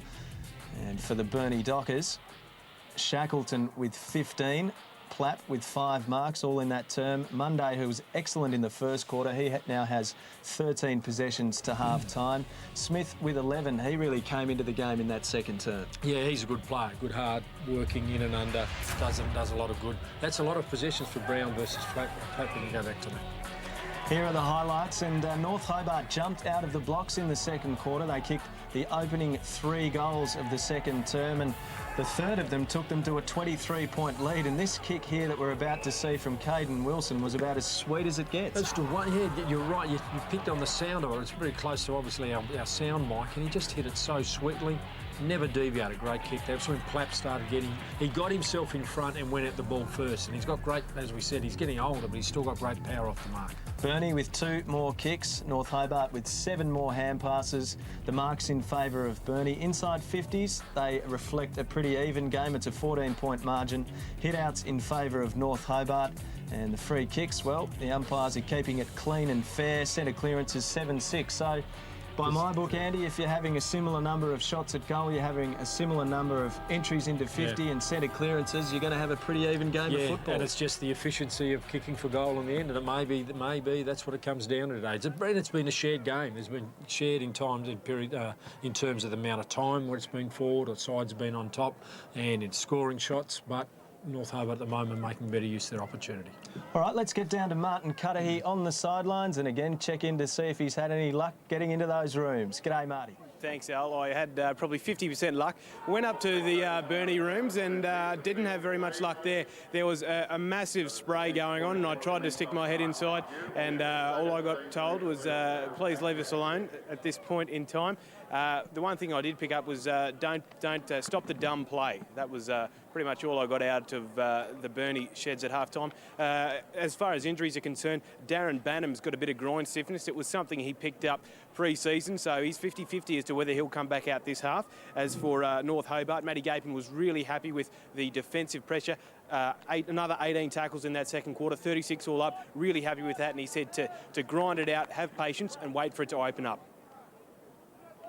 Thanks to Martin Cudahy down there on the boundary line. Thanks, Martin. And I wonder if that please leave us alone really had a please in front of it. I'm sure it did. Like, Justin's a gentleman, but he might be a little bit unhappy the way he used the ball in the last 15 or 20 minutes. The way he used it at goal, at least. Yeah, I just, you know what I think about North Hobart with this 18 tackles, they're right, they've done that well, but sometimes if you just give a side a real focus, any focus, that it gives you really confidence going into the game. And they've made it pretty simple for them, and they've responded in the right way, have North Hobart. Let's see what unfolds. The Demons inside 50 for the first time in the second half. Gapin got the kick inside 50 and followed up his work. It's pretty scrappy now, and we'll have a bounce about 40 metres out from North Hobart's goal.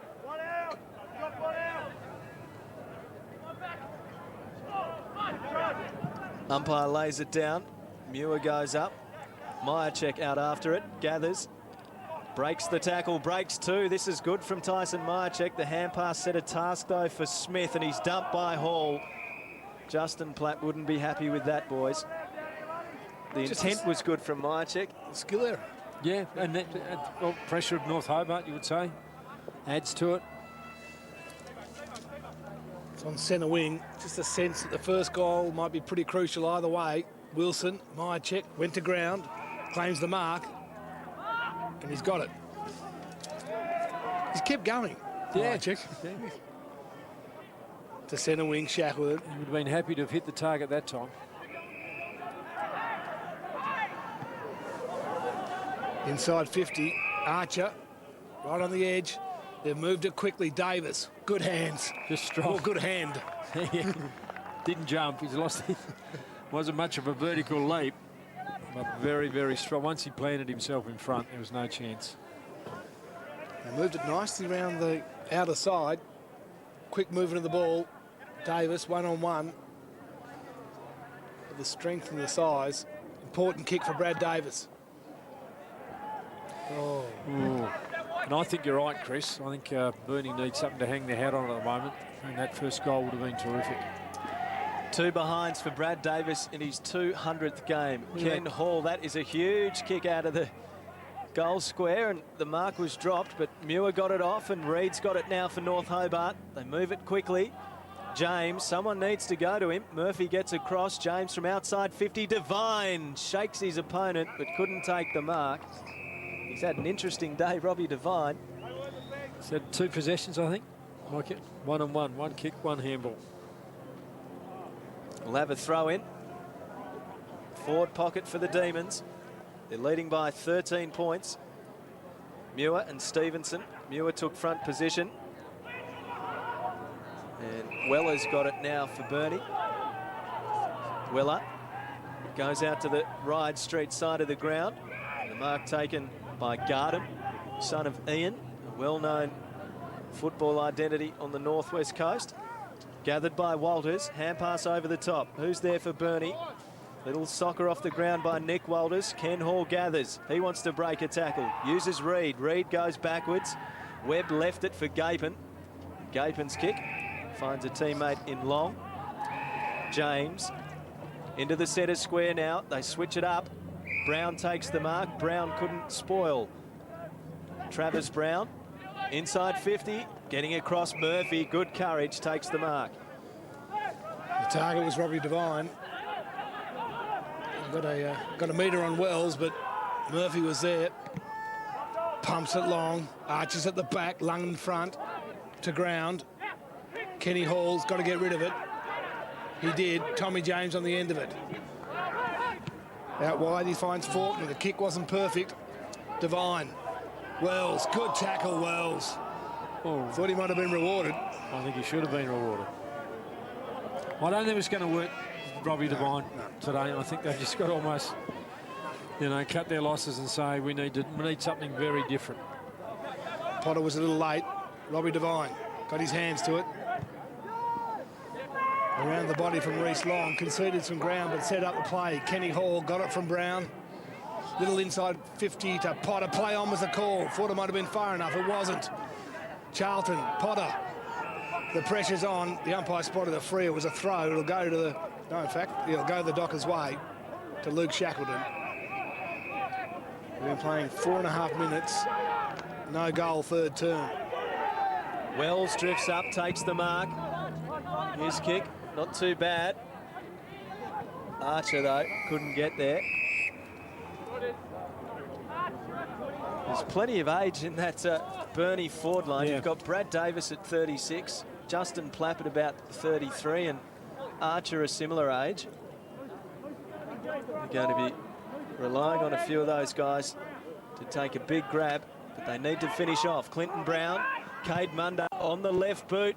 Plapp's well placed on Fisher. Going back, Plapp couldn't take the mark. One Fisher's behind vitally results. important for North Hobart. You know, as long as he just keeps battling away and makes it a contest, he knows he's up against a really good player who's a big focal point. He's just got to not lose heart and keep at it. And the kick was good. Long. Does that. Not long enough. Stevenson. Little chip. Dockers finding some space. Nick Walters. Told to hurry on in the end. Plapp's at the back. Fisher did okay. Got his fist to it. Now, judging by what how Matty Gapin handled his troops at quarter time, imagine at half time he would have taken him aside and say, you know, you've done really well. It's 1 quarter each. Hang in there.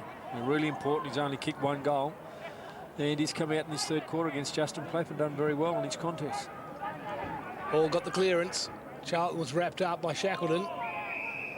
Not a nice feeling, I'm sure.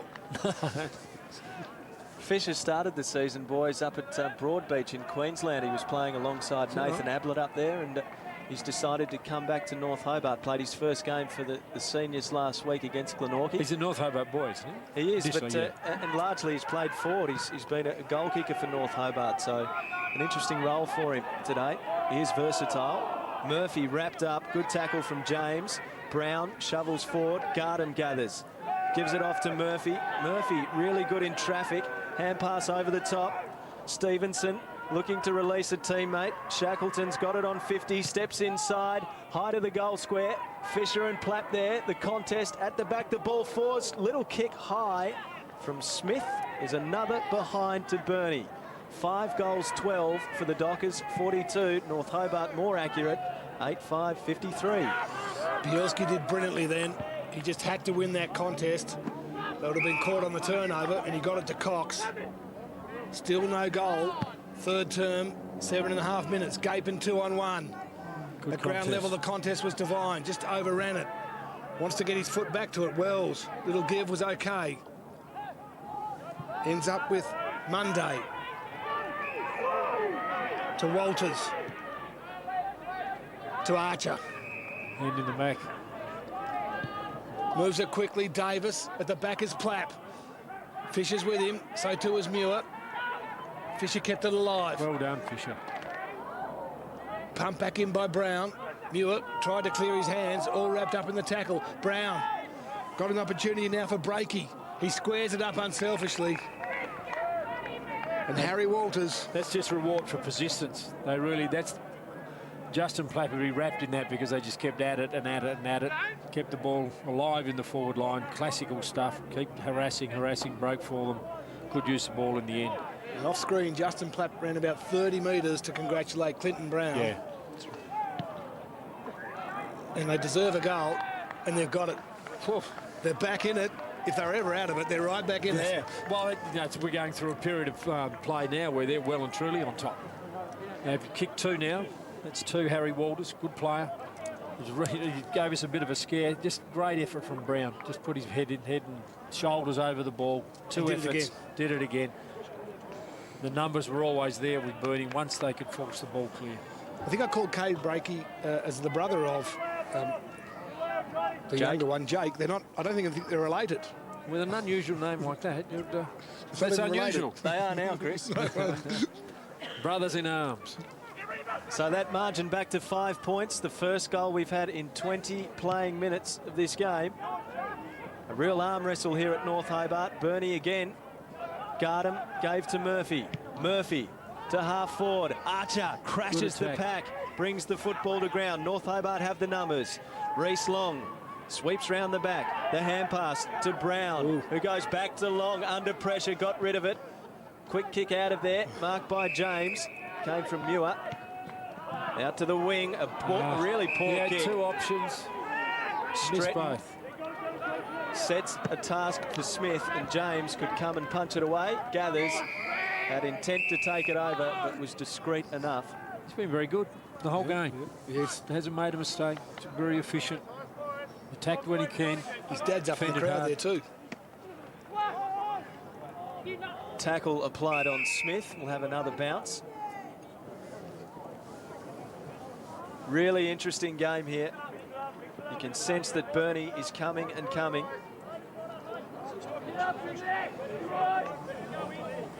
Umpire lays it down. Stevenson wins the hit out. Brown was there, couldn't gather. Monday does. Looking to give it off. Good kick. Great Murphy kick. on 50. Now Zane Murphy's a good penetrating kick. Will go long on the left. From just inside the centre square into the goal square. Plapp swoops, marks. If his hand gets the... I don't know whether I've ever seen Justin Plapp actually fumble a mark. He's one of the best one-grab marks I've seen.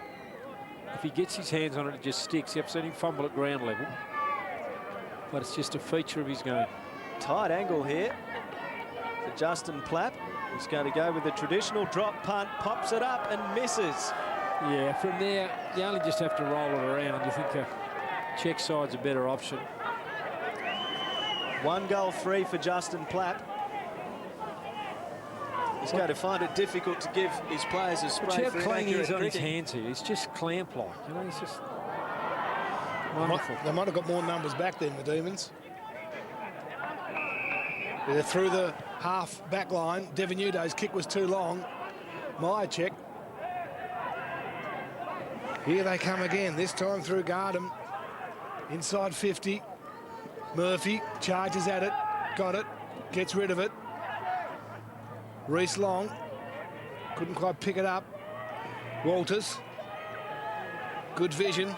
Smith. Gardam. High kick. Gapin kept it alive. Long. The Demons can't quite get their hand on the leather for any length of time, as Potter's having a spell. Inside, we'll try and get inside 50s from Rick in a minute, but they've dominated Burnie this time. 27-31. It was even at Had 24 each at half time, so what's that, 7 to 3. At the throw-in, Smith tries to come away. Was held for a long time. Out it comes. Paddled by Murray. Charlton. Reid. Hand pass puts his teammate under pressure. That should be a push in the back against Shackleton. Umpire says no. Matthew Gapin. I reckon Shack had a reasonable argument that he was laying over the ball. If he'd controlled him, he'd held him. Maybe a free kick for holding the ball would have been the right result. There's the tenacious Matthew Gapin. Murray at the back for North Hobart. Umpire spots a free kick. It'll go the way of Burnie. Stevenson to take it. He's been effective today. Goes long. The kick not good. Reece Long comes out, takes the mark. Had it written all over him. Gapin's hand pass for Brown. Brown on the left boot. Finds the free man in Cox. Andrew Cox, who we saw play in defence for the majority of the game against Clarence a few weeks ago, then went forward and helped North Hobart storm home and win the game. Gapin, Divenuto gets around, runs to 50, just inside, not a good kick. Stevenson gathers, gives to Wells, who tries to crash his way through Potter. Goes again, Jesse Wells, good terrific stuff. Murphy's got it. Myercheck, Stevenson. Murphy again, Myercheck again. Stretton's got it now. Can they get it out of there, the Dockers? Persistence pays off for North Hobart. Charlton, Divenuto, his kick over the head of Gapin. Stevenson and Gapin out after it. Stevenson's going to want the boundary line. He doesn't get it. He paddles it to the advantage of Gapin in the end. Pressure on here, Webb. Ball spills. Now Shackleton. And here come the Dockers. They just got it out of there in the end. North Hobart were throwing everything and the kitchen sink at them. And here they come through Brown. A long ball, Platt one-on-one. Fisher was terrific. Platt recovers. Muir got there for the Demons. Relieves a little bit of it. Lunn has some support. Muir, 1-2. Centre wing. Webb squares it.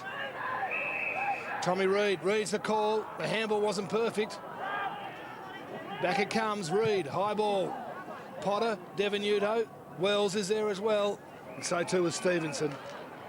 It's been a problem all day for North Hobart, hasn't it? When they've had to kick long into the forward line, they've just had no one to go one-on-one or be big enough and strong enough in the air. Murphy. Archer got one hand to it, might have hurt himself. Yeah, I think that's knee time. Reece Long, still down. Kenny Hall. That doesn't look good. Stretton conceives some ground to Myercheck, chucks it over. Quick snap. Oh, the open goal was there for Gapin.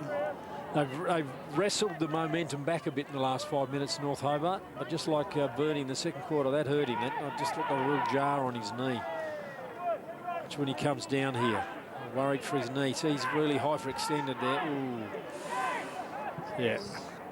Dangerous kick from Myercheck to the pocket. In fact, found Myercheck. It was from Monday. Myercheck's kicking has not been precise today. Gapin didn't keep it in. Pretty regulation kick to a free man in the pocket. Not hitting targets. Interesting move from North Hobart, boys. Sam Darley's gone forward and Robbie Devine's having a bit of a spell on the bench. Quick kick by Ken Hall to the hot spot. Darley was well placed, tried to use the body. Divenuto crashes in, wins himself the free kick. That's right, he won it just by courage, getting there first.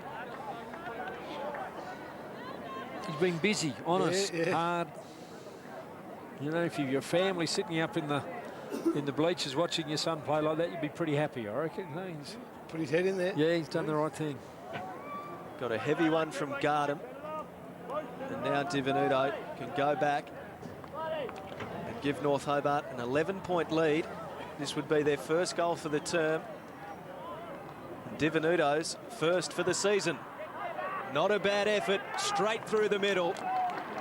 And that's reward for a period of 5 minutes of dominance from North Hobart, and it was won just by the hard work, putting his head over the body. Good old-fashioned goal, but they count just as much as the big mark and the great run out of defence where you'd use the ball so efficiently the other mob can't get it back. He just won that by just putting his body in the right spot. It was important he honoured his own effort. It was a great kick in the end, like it was just perfect. First goal for Rick. 36 minutes we've gone without a goal. To North Hobart. For North Hobart, thank you. I knew that. It's 11 points in it. Clearances are becoming all important. Shackleton kept possession. Myercheck. Unfortunately, Murphy slipped over. Did enough to get it near Stevenson. Gapin, clash of heads on centre wing. Shackleton again likes to give the handball backwards.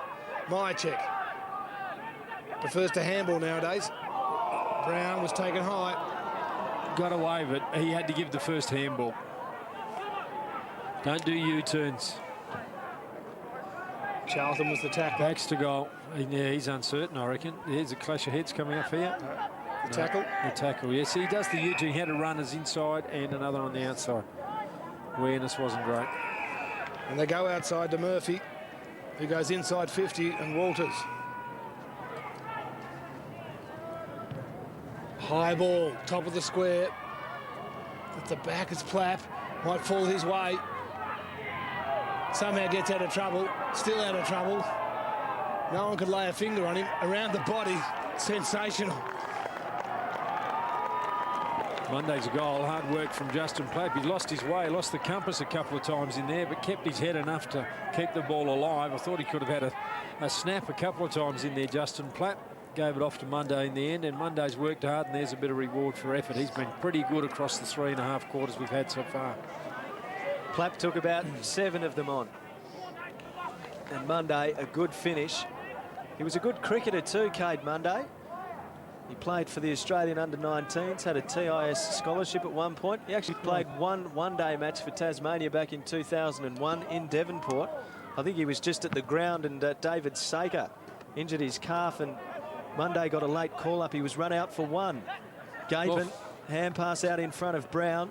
Murphy, who's gathering plenty of possessions, this time by hand. Myercheck out to the open spaces on the Ryde Street wing. Walters, Smith, well read at the back, should go in and kick the goal, and Matty Smith does. Two goals to Smith. And Burnie, would you believe it, are in front here at North Hobart Oval. A little psychological milestone for Burnie, because they've been behind for a long time now.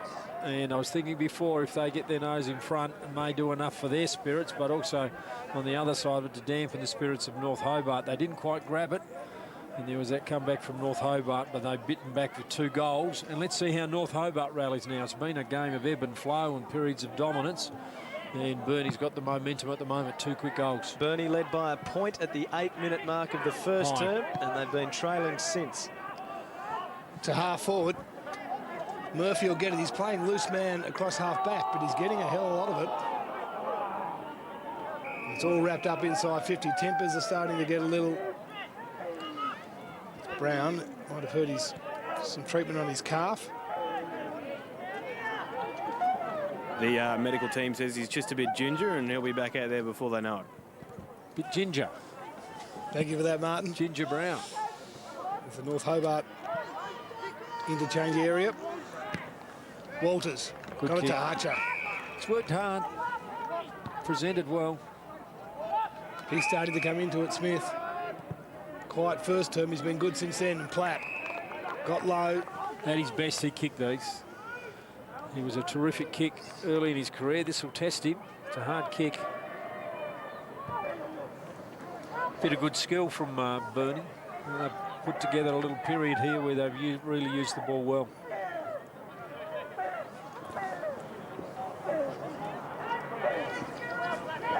Justin Plapp. It's a tight angle. He's got it. No problem. He has got it. That's his second. He's had 5 shots a goal, 6 shots a goal. And he's Fisher was very good early in this first quarter. Plapp's the last 2 goals have been kicked, one from a handball out to Monday before, and the second one just a good strong lead. Had to lead into the pocket, lead into the vision of Smith. I think it was Smith who found them kicking forward, and that didn't deviate. It was never going to miss. Never going to miss. He's a sublimely skilled player at his best, Justin Platt, and he's a very, very important player for Burnie in the context of this game. 3 goals in a row to the Dockers. They lead by 7 points. Shackleton, terrier-like. Wilson got it to Gapin.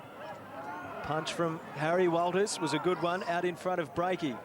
This is Cade Breakey. His hand pass to Myercheck. Myercheck goes long, inside 50. Archer takes the mark. Too strong. We said it. We said. I think in the end, because Chris Smith might disagree with. Burnie are physically stronger, and at some stage is going to pay. You know, it's going to pay dividends, and it's beginning to now. So North Hobart, they just aren't big enough forward and back at the moment to make a real contest when the ball's one-on-one in the air. This for his 3rd goal of the afternoon. And he's hung that one out to the left. So another behind to Burnie, and the margin 8 points.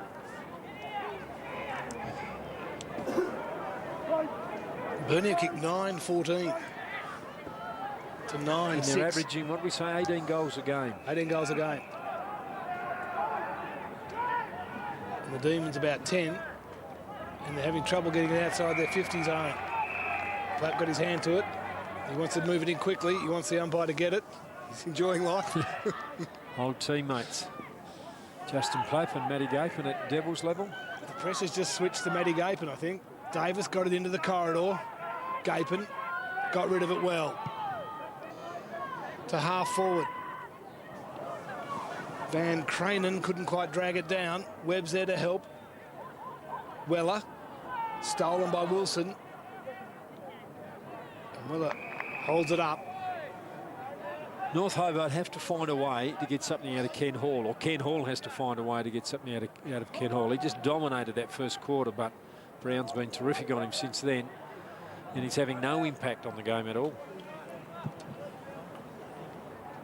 2 kicks out from the Demons' goal. Gapin. There's 2 to beat. It's a hard ask. Has some help. Superb pick up from Long, and a good kick to Darling. Wonderful kick. Moves it quickly. Devenuto at the back. It's Myercheck. Will it sit? It does. Handball set a task for Weller. It was good enough. His handball was good. Monday to Stevens. In fact, it was Nathan Peters who got it to Archer, who took the mark.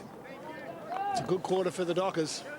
Was a good quarter for the Dockers, especially the last little bit. It was a bit ebb and flow in that quarter again, but Dockers just made far better use, kicked 4 goals to 1, made far better use of their opportunities going forward. Stark contrast to what happened in the second quarter, and they've got real reason to believe a great turnaround. I think their physical strength started to tell. Archer and Platt were very good for them up forward, and as I said, for North Hobart, they've just really gone off the boil on ball. Kenny Hall in particular has not gone to sleep. I think he's trying hard. I think just Brown's done a very, very good job on him. I think North Hobart will be well served by thinking about pushing him to full forward.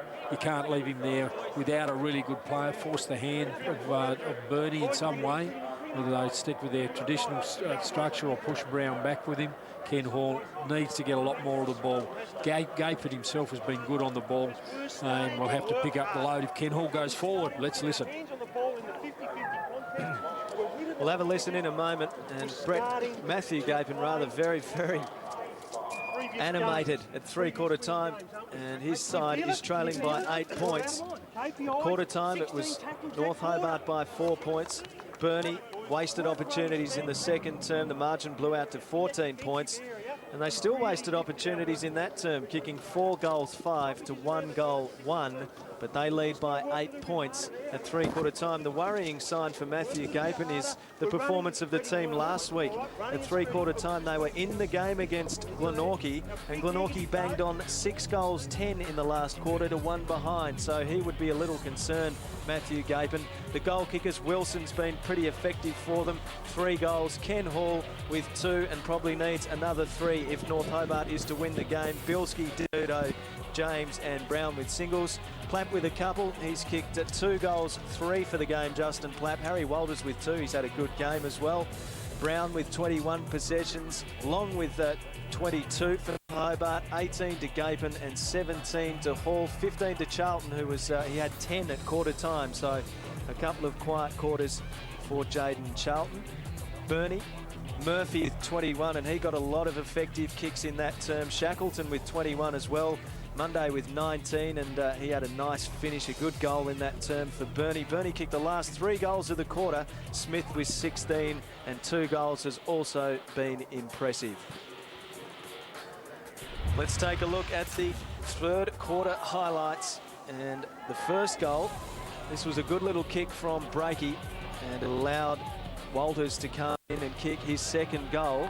And then when North Hobart responded at the 17-minute mark, through Divenuto, they led by 11 points. Then it was all Burnie.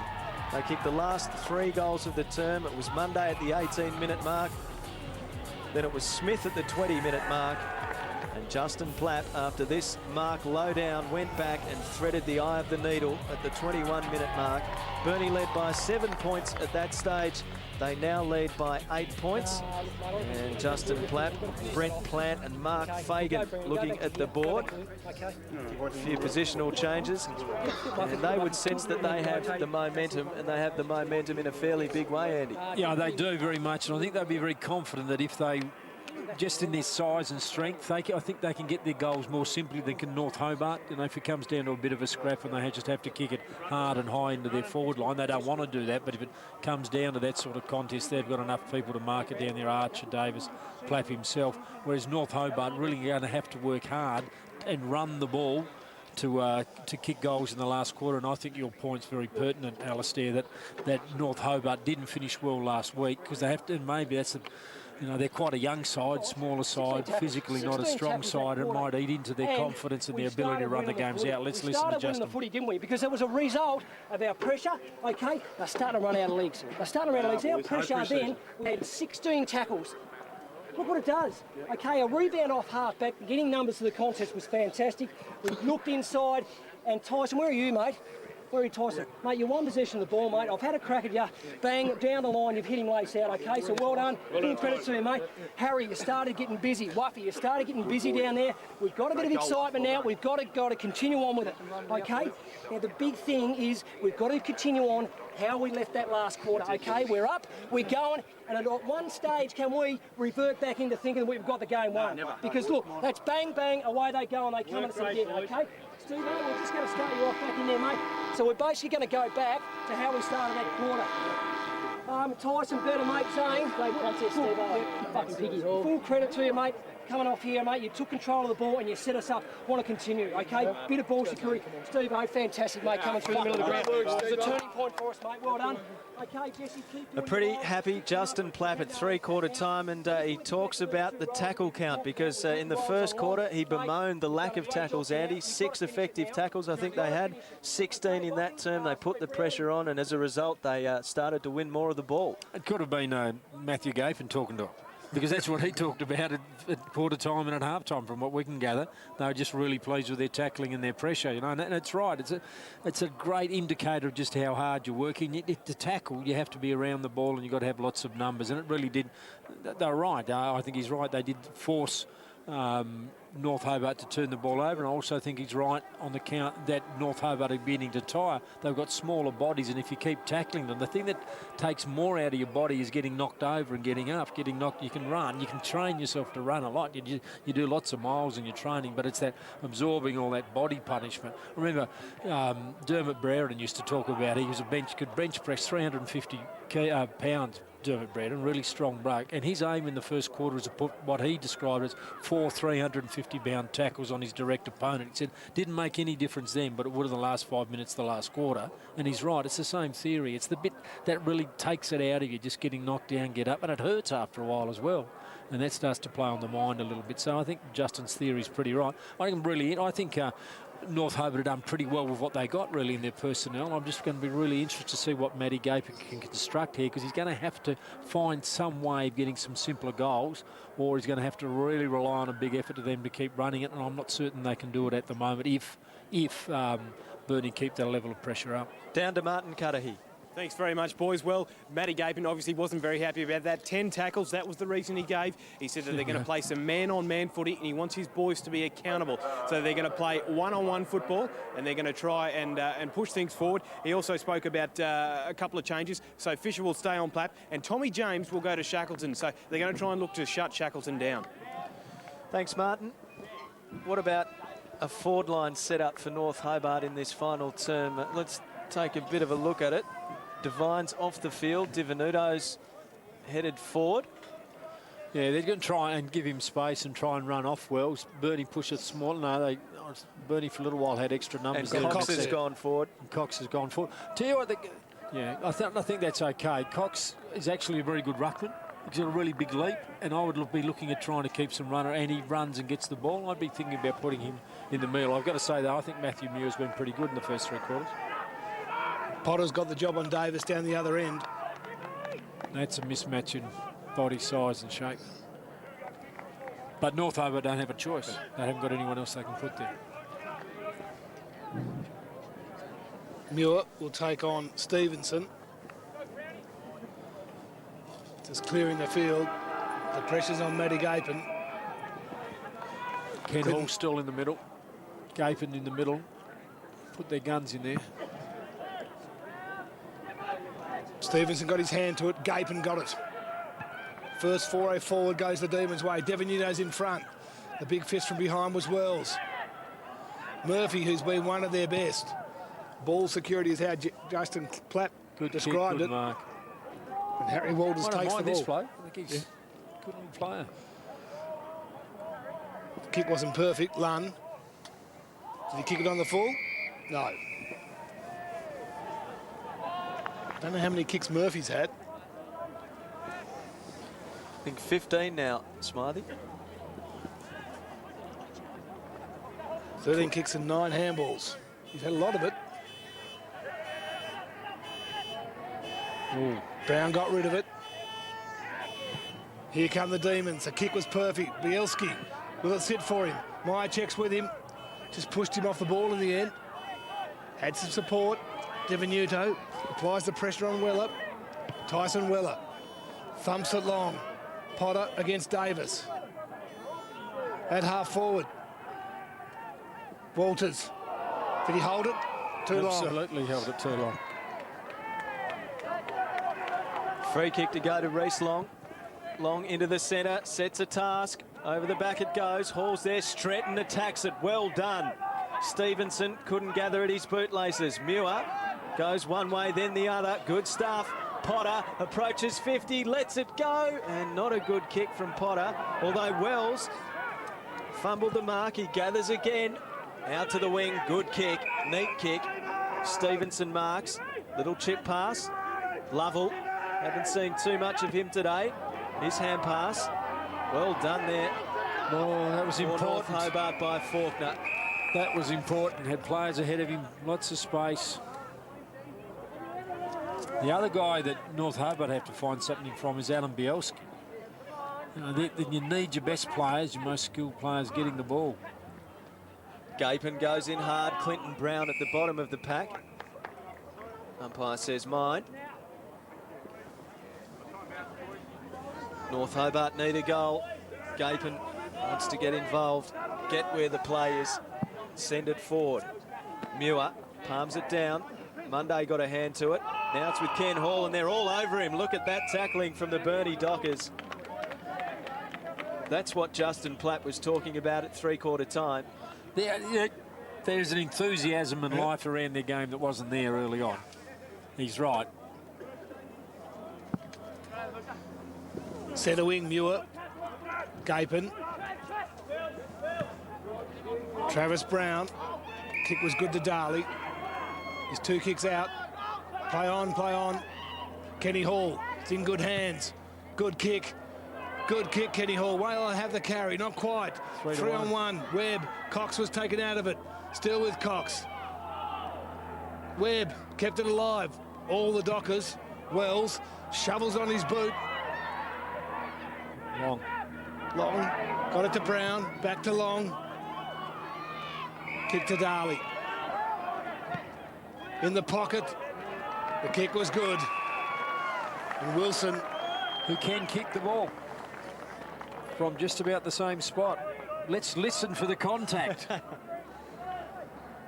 I'll close my eyes and I'll tell you by the sound. What do you think? Rightio, let's test him out. I'll give you an ironclad guarantee that Andy Bennett is listening. No. He's listening to the cries of anguish, I think, more than anything.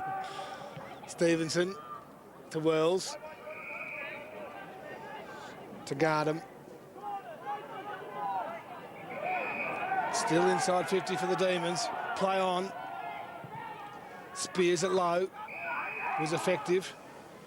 Peters, Nathan Peters, who's had the job on Bielski. Goes to the Miller stand side. Harry Walters takes on Potter. Gets through him. Plapp had half a metre. Just the kick was a fraction long.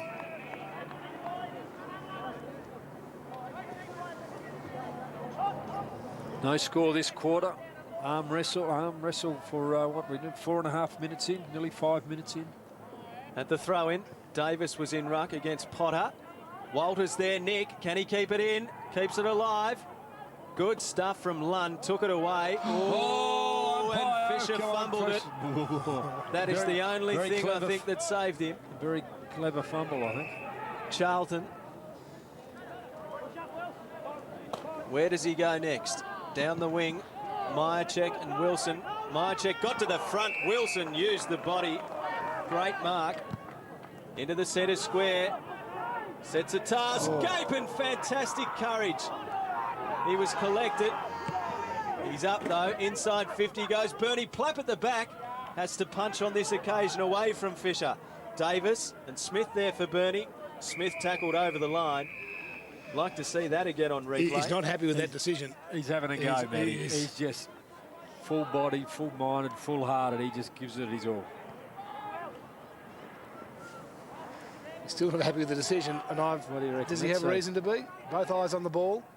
Oh, he's got hit high in the air. Yeah. I think he has got reason to argue.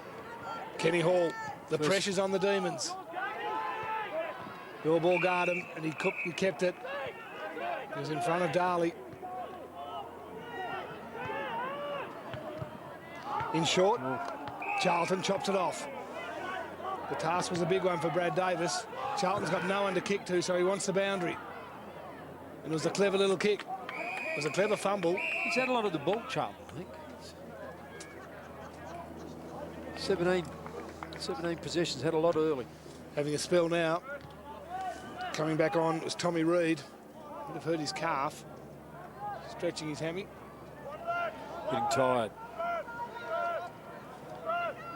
Muir. Stevenson was there as well. Devenuto spills free. On 50 for the Demons.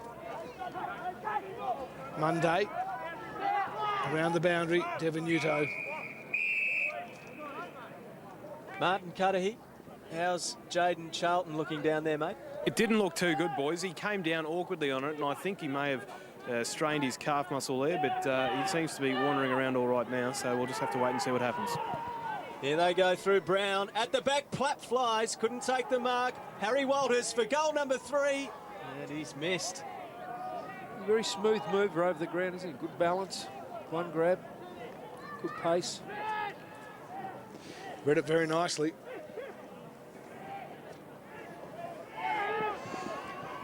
Fisher just had to wait for a target. Faulkner.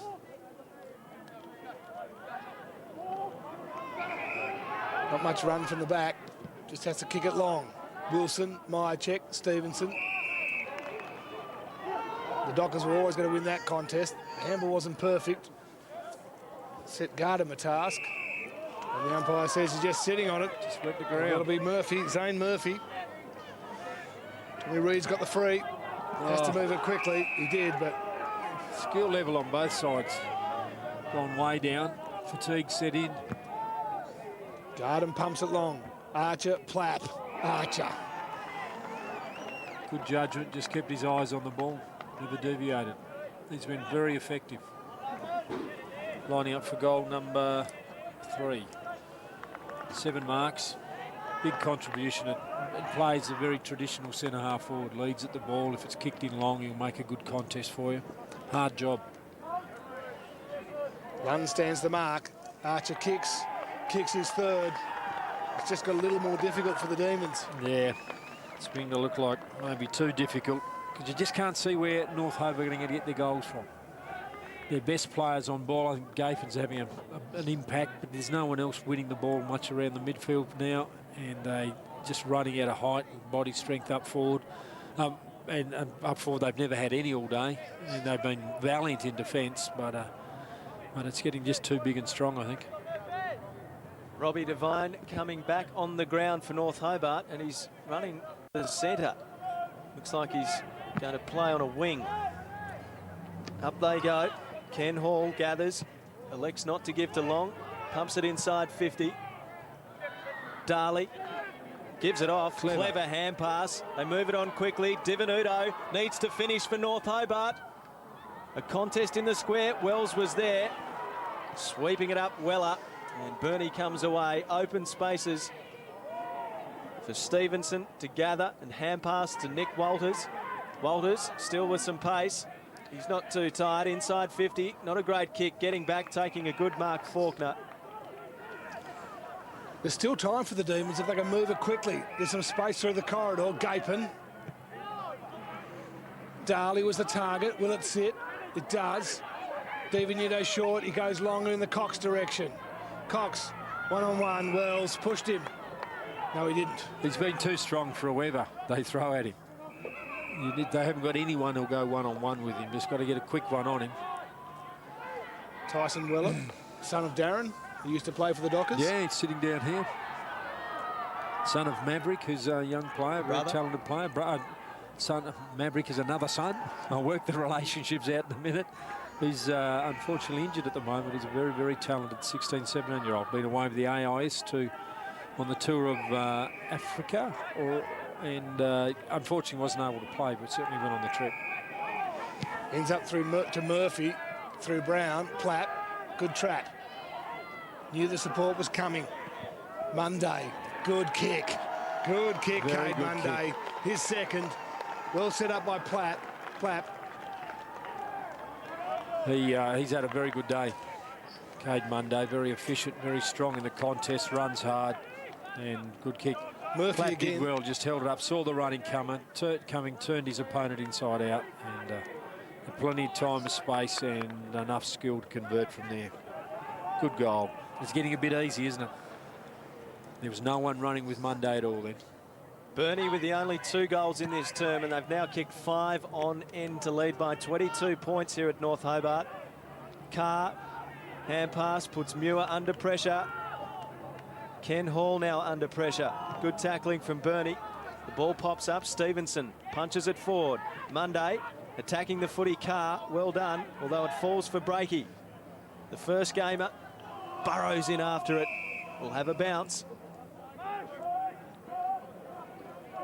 Probably 13 or 14 minutes to go in this game. North Hobart desperately needing a goal.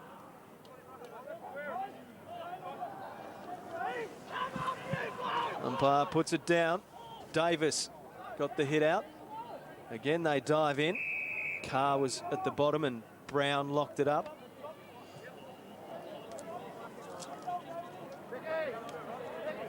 Perhaps some fatigue setting in.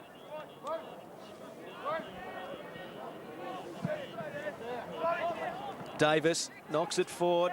Walters gathered. Brown, kick smothered. Smith, though, worked it back to Murphy, who got it back to Brown. And Breakey. They call Jake. He goes back to Smith. In space. Neat kick. Gardam couldn't mark. Darley spoils. Perhaps a high tackle on Breakey. And he'll take the free kick on the wing. Darley applied the pressure through the spoil pretty well. When the tackle was a little high in the end, Breakey can square it up. The Dockers at half-back. Got it through Murphy. Myercheck. Archer's there. Always looked like it. Yeah, one-on-one. He's too strong, and he's got too much know-how. He's been playing for a long time, and he's accumulated pretty good knowledge about how to use his body. going for goal number 4. And a very, very strong performance, centre-half forward. This will make it very hard. Archer from 30 metres rides it to the post. The Demons not out of it yet. Just under 14 minutes have gone. They need 4 goals. Travis Brown. They've got to really believe. They've got to keep believing, otherwise. Got it to Potter. Back to Brown. Long. Muir, who's gone to half forward just for some presence, provided the contest. Kenny Hall heard the call from Gapin, but Walters steals it to half forward. Brother to brother. Walters claps at the back. He was too strong, and he possibly drills it. And little nail's gone in the Demons' coffin. A big nail. A big nail. That's 5 goals. They've zipped it up just about. He's kicked 3 now. Three, I think, by me. 3, 4, 6 shots at goals.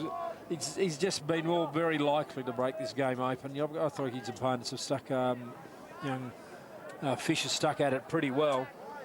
But he's just got too much talent. It's a bit like the same when it goes to Archer. Archer just has too much talent and know-how, one-on-one. 14 goals for the season for Justin Plapp. The margin 29 points. North Hobart needs to be mindful of its percentage because it's already fairly low. Reid, hand pass to Muir. Great tackle, Shackleton. The ball spills free. Reid goes again. Travis Brown out the back. Feeds the hand pass to Gapin, who keeps it moving forward. Wilson, can he get it to Hall? Good pressure from Myercheck. Wells, who's been so solid in defence today. Faulkner, it's going to come back. Devine, a rare possession. Long, tries to palm them off. He manages to get free. Back to Robbie Devine in the circles. Now to half forward, Ken Hall the target. Wells again gets a vital hand in there. And another possession for Jesse Wells. This one pretty wide, but pretty effective. Boundary throw in. Yeah, it's missed a beat, really, Jesse Wells, all day. Won his contest, ran up, led at the ball when he had to. It's good. 15 possessions. Stevenson was in front. Gardam got it to Myercheck. The physical size of the Dockers is starting to take a toll. Archer. Cox has done his calf or done something. He's just run straight off. Lunn will come back on. Walters. The bounce is going to be important here. It might just favour Faulkner. He's brought to ground. First to recover was Platt. Has some support, doesn't need it. Dishes it off to Brown. Standing start, Clinton Brown. Point number 18. And experience and quality just out in the end, doesn't it? They've had too big a spread of that for North Hobart to cope with. Travis Brown with the football. Kicks to himself. And now looks for Potter, who comes across and marks and does what he has to. Plays on. His kick, a good one for Wilson. And he's got a good stretch. He looked like he'd run underneath it.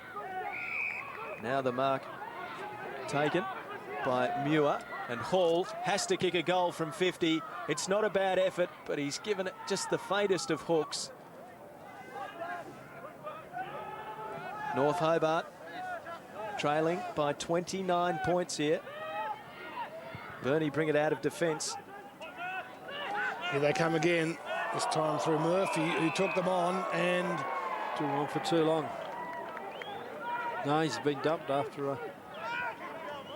Murphy's been one of the playmakers down back. Probably turned the tide here. Here's the tackle. He just said he's hung on for too long. Yeah. He did take them on. He had prior opportunity. Good call. Muir has worked very hard in ruck. Thrown down forward to provide the target, to give them a faint hope. Just over 18 minutes gone. Matty Muir won't quite have the carry. And Stevenson, he's been good. Yeah. He hasn't given up, Stevenson. Stretton just keeps working and working. Myercheck, whoa! The big fly was from Tommy Reid. Couldn't quite hang on to it. Well up, taken to ground. Play on advantage, the call. Myercheck to guard him. Through the wing. Davis in his 200th. Potter takes him to ground. Plapp against Fisher.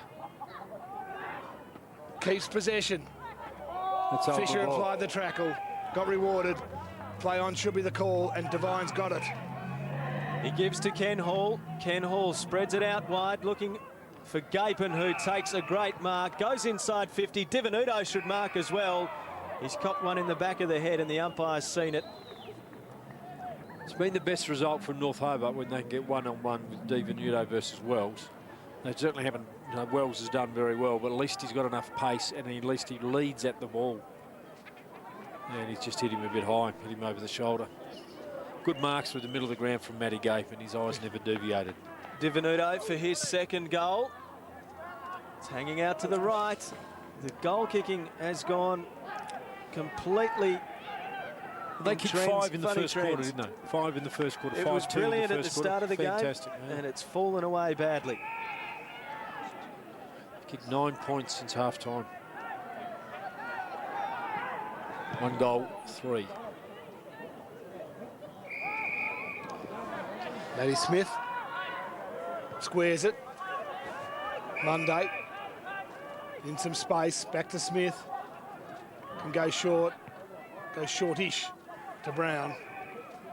Just knew he had some support. Monday again. Good kick. Just squared it up for Jake Breakey as Justin Plapp takes a spell. I think his day might be done. I would think so. He'd be pretty happy there. This is the first trip down for a lot of these young blokes. Yep. Many of the side, and a terrific trip back. But they were really challenged and put under the burner, and they've come through pretty well in the end. Jake Breakey, he's on debut. Chance for a goal. His first goal. Gives it everything. Just pushes it to the right. Wobbled it around a lot in his hands. His foot was chasing it by the time he let it go. It's his first game, Andy. Yeah, still got to kick the ball. There's some basics there. Get your head over it, keep the ball still. Don't make it hard for yourself. Fisher to the pocket, and Carr's got it. Burnie going man on man, making it difficult. The kick, though, is good. Murray marks. To Potter. His kick along the wing, cut out. Well done by Murphy. Bit of on the nose. Clash of heads perhaps there. Yeah. It looked like Gapin got one in the mouth, and Murphy a set of teeth in the forehead. On the way down. Boom. Ooh. That hurts. Inside 50 went the kick, and Davis, Kick the a goal. 200 gamer.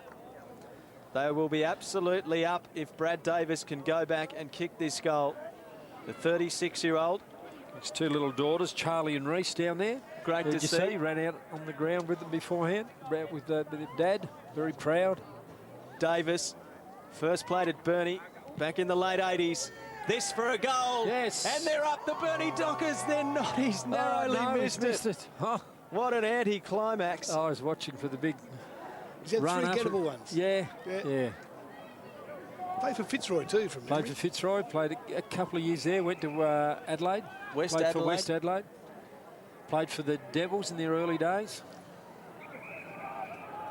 Played state football. He was in a side that I coached, and we took over to play in Kalgoorlie, of all places, against Western Australia. We did really well in the first quarter, and then we just got belted after that. Poor Brad broke he was so excited about, mate. I remember he was just so into it and did everything right to get himself in the side. And then in the first 10 minutes of the game or something like that, broke his thumb. Oh. And they had the hospital right next door to the football ground, so the poor bloke had to walk across. Devine's got it to Bielski, who needed to drill it. And he didn't. Robbie Devine's got his hands on it a bit in the last quarter. Wells has fallen over as he's kicked it, but it stayed in play. Weller's got it. His hand pass to Monday. Low ball. Gets through them. Murphy. He has looked good today. Zane Murphy. Played a couple of games with the Devils late last year. Goes in the Davis direction. Can the big horse gather? Potter's there as well. And Brown, Davis got it out to Clinton Brown. Hand pass by Lovell, opens up for Breakey, the first gamer for his first goal. Out to the right again. Burnie now with 21 behinds, 12-21. Burnie have pulled Archer off as well, boys, so they've taken a bit of firepower out of that forward line. It's a long season, Martin. I think you're right. They're just wanting to... I think they think the game's won. They could be right. I think they're right. I think it's just smart. That's just smart. Why take the risk now? By check. Garman. Good tackle from Devon Udo. It was on Weller. Might fall for Reed. Muir. And there's the siren. Just as Travis Brown got his hands on it, Muir's exhausted, given it his all. He has. It was brave. I think North Hobart were pretty brave in lots and lots of ways. They went out to out-tackle upset Burnie by tackling, keeping the pressure up, and they were able to do that for a half, but really fell away dramatically after half-time, where they've only kicked, what, 1 goal 3 or 1 goal 4 after half-time. And I think you said that happened a week or so ago, where it fell over in the last quarter. And I think that's just a reflection where they are in their body shape and size and experience. They don't have enough grunt in their side, big strong bodies to keep absorbing that all day. Burnie, look at that, that's a big, that's a big strong boy there. It's a pity he didn't kick that goal in the last what, 2 minutes of play. Fantastic effort from Brad Davis to play 200 games, and he's a great character of the game. Great bloke to be around, good company, funny bloke. They've got a good mix, Burnie, don't they? Because they've got those old heads who used to play in the old state league, and we've mentioned Plapp and Archer and Davis, and they've also got some good young players, the likes of Nick and Harry Walters. We saw Jake Breakey on debut this afternoon. There's a really good blend among the Burnie team. As I said, they've got a couple to come as well. There's a young Russell, who's also was in the AIS, and Maverick Well, and you won't see a lot of them in the middle part of the year while the under-18 championships and the Mariners are playing. But at some stage they'll get a few games out of those blokes, and they're really talented. So they do have a mix at the top end of it. If you're looking for, they're going to lose a lot at one stage pretty quickly, but they were pretty efficient. I was really impressed. I thought Murphy was very good today. I thought Monday was very good. Archer was very good. But I just like this strong running through the middle in the end. I didn't think they're... This is good. Someone's very strong. Someone's must be Wells. There must be Wells in there. This is a team effort. We'd better get down to Martin Cudahy, who's got Zane Murphy with him. Thanks, boys. Well, Zane, must be good to come down here and get a win. Yeah, it's good. It's definitely, they've got a big home ground advantage here, so it's good to come down here for Brad's 200 and get a win. Were you happy with the way the boys played, especially in that second half? I think we come out a little bit flat in the first half. Didn't have our defensive pressure up in our tackles and stuff, but second half definitely picked up. What did Plappy say to you at half-time? Oh, he gave us a bit of a rev up, really emphasised that it's Brad's 200 and we wasn't going to come here go away with anything other than a win.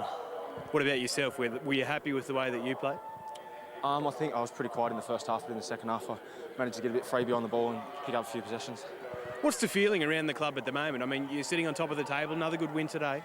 Yeah, well, after round one, season opener, we had a bit of a shock loss, but apart from that, then we've picked it up pretty well, so we're pretty confident going in the next week. And Plappy, what's he sort of getting you around the club? Is Plappy sort of one of those blokes that everyone looks up to? Oh, of course. He's just, as you see, the way he came out here and played today, he's just a leader. He's a great player, and everyone looks up to him. And he speaks well, and he's really, the club's going in the right direction. You looking forward to that bus trip home at this stage, or? No, don't know. Might have a few beers. It should be good. No worries. Thanks for your time, Zane. Thanks. Don't think that was ever in doubt, Andy Bennett. A couple of beers on the way back to Burnie. No, it's a long trip. You get very thirsty along the way. You've got to control a little, because otherwise there's a lot of stops as well to go with the beers. But he played very well today. And Burnie just very strong in the end. They're looking forward to a good season, I reckon. You know, that's their first test on the road, and they've come through that with flying colours. They were tested by North Hobart today. They'd be, you know, you don't want to get too far ahead of yourself, but they'd be sort of quietly thinking, well, we're a bit of a half a chance. They look pretty good today. I reckon Brad Davis will have the whole back seat to himself. He'll sit there like the king on the way back to Burnie, and everyone will defer to him. And they should. He's a favourite son of the club, and it's great to see milestones recognised by teams when they mark them with wins. 200 games at one club is extraordinary. You know, it's a lot of effort and a lot of ache and pain. And he's 37 years. I had to chat to him before the game, and I really like the attitude. There's an attitude that sometimes you should give it away now. you know, because you're just getting a bit older, and that's at some stage you have to. But why you love it, and that's what he does. That's what he does. He said during the week that as long as he enjoyed it, he was going to keep on playing, and Justin Platt might have to boot him out the door. That would be the only way he could get rid of him. Good on him. I don't blame him. And as you can see, plenty of backslapping going on down there. Justin Platt would be thrilled as a coach in his second season, who's got so many good young players coming through. We've seen, as we mentioned, the Walters boys from Wynyard. They're good young players. And Brad Davis, look at that, sitting next to young Breakey in his first game. Yeah. And Davis has played 200. Yeah, that's terrific. So the Burnie boys are pretty happy. They've had a 5-goal win here at North Hobart Oval this afternoon. They trailed early in the game. The margin was 14 points at half-time, and though Burnie, you could sense, was really coming. They had had so many shots at goal and so many gettable shots that they missed, but there was a significant momentum swing. Yeah, there was always that. They looked ominous, didn't they? It looked like they were just coming all the time, just because we said they were just bigger and stronger, and it was so much easier for them to kick goals. North Hobart tactically were really good early on. They ran the ball, they tackled well, they did all they could. You know, Matty Gafen will be very, very disappointed, but I reckon if you take a longer view of that, at some stage you say, well, we've given that our best shot. Where we are in terms of personnel, that wasn't such a bad effort. All right, other games going on around the state today, and we're lucky enough to have Rick Fontaine on the line at Windsor Park, and South Launceston has been playing Launceston. Have the Bulldogs broken through, Rick? Unfortunately not, Alistair. They were only 3 points behind at half-time to Launceston, but a 7-goal third term in which Brian Finch kicked 4 goals has led Launceston through to a 39-point victory here at Windsor Park. Absolutely beautiful conditions, and those 7 goals in the third term, Alistair, came in a period of just 15 minutes, and it really turned the game around. But it was a very open affair, but Launceston a little bit too strong in the end for South Launceston, who certainly ran out of a bit of legs in that final term. And what was the final score in the end, Rick? Final score, Launceston 15 goals, 6-96, 39-point victors over South Launceston. South Launceston 7 goals, 15-57. And I might just add, Scott Stevens had an outstanding game. He kicked 3 goals, but amassed 46 possessions today, and was clearly best on ground in a fantastic performance by himself today. Fantastic, and there were some positive signs for South Launceston today?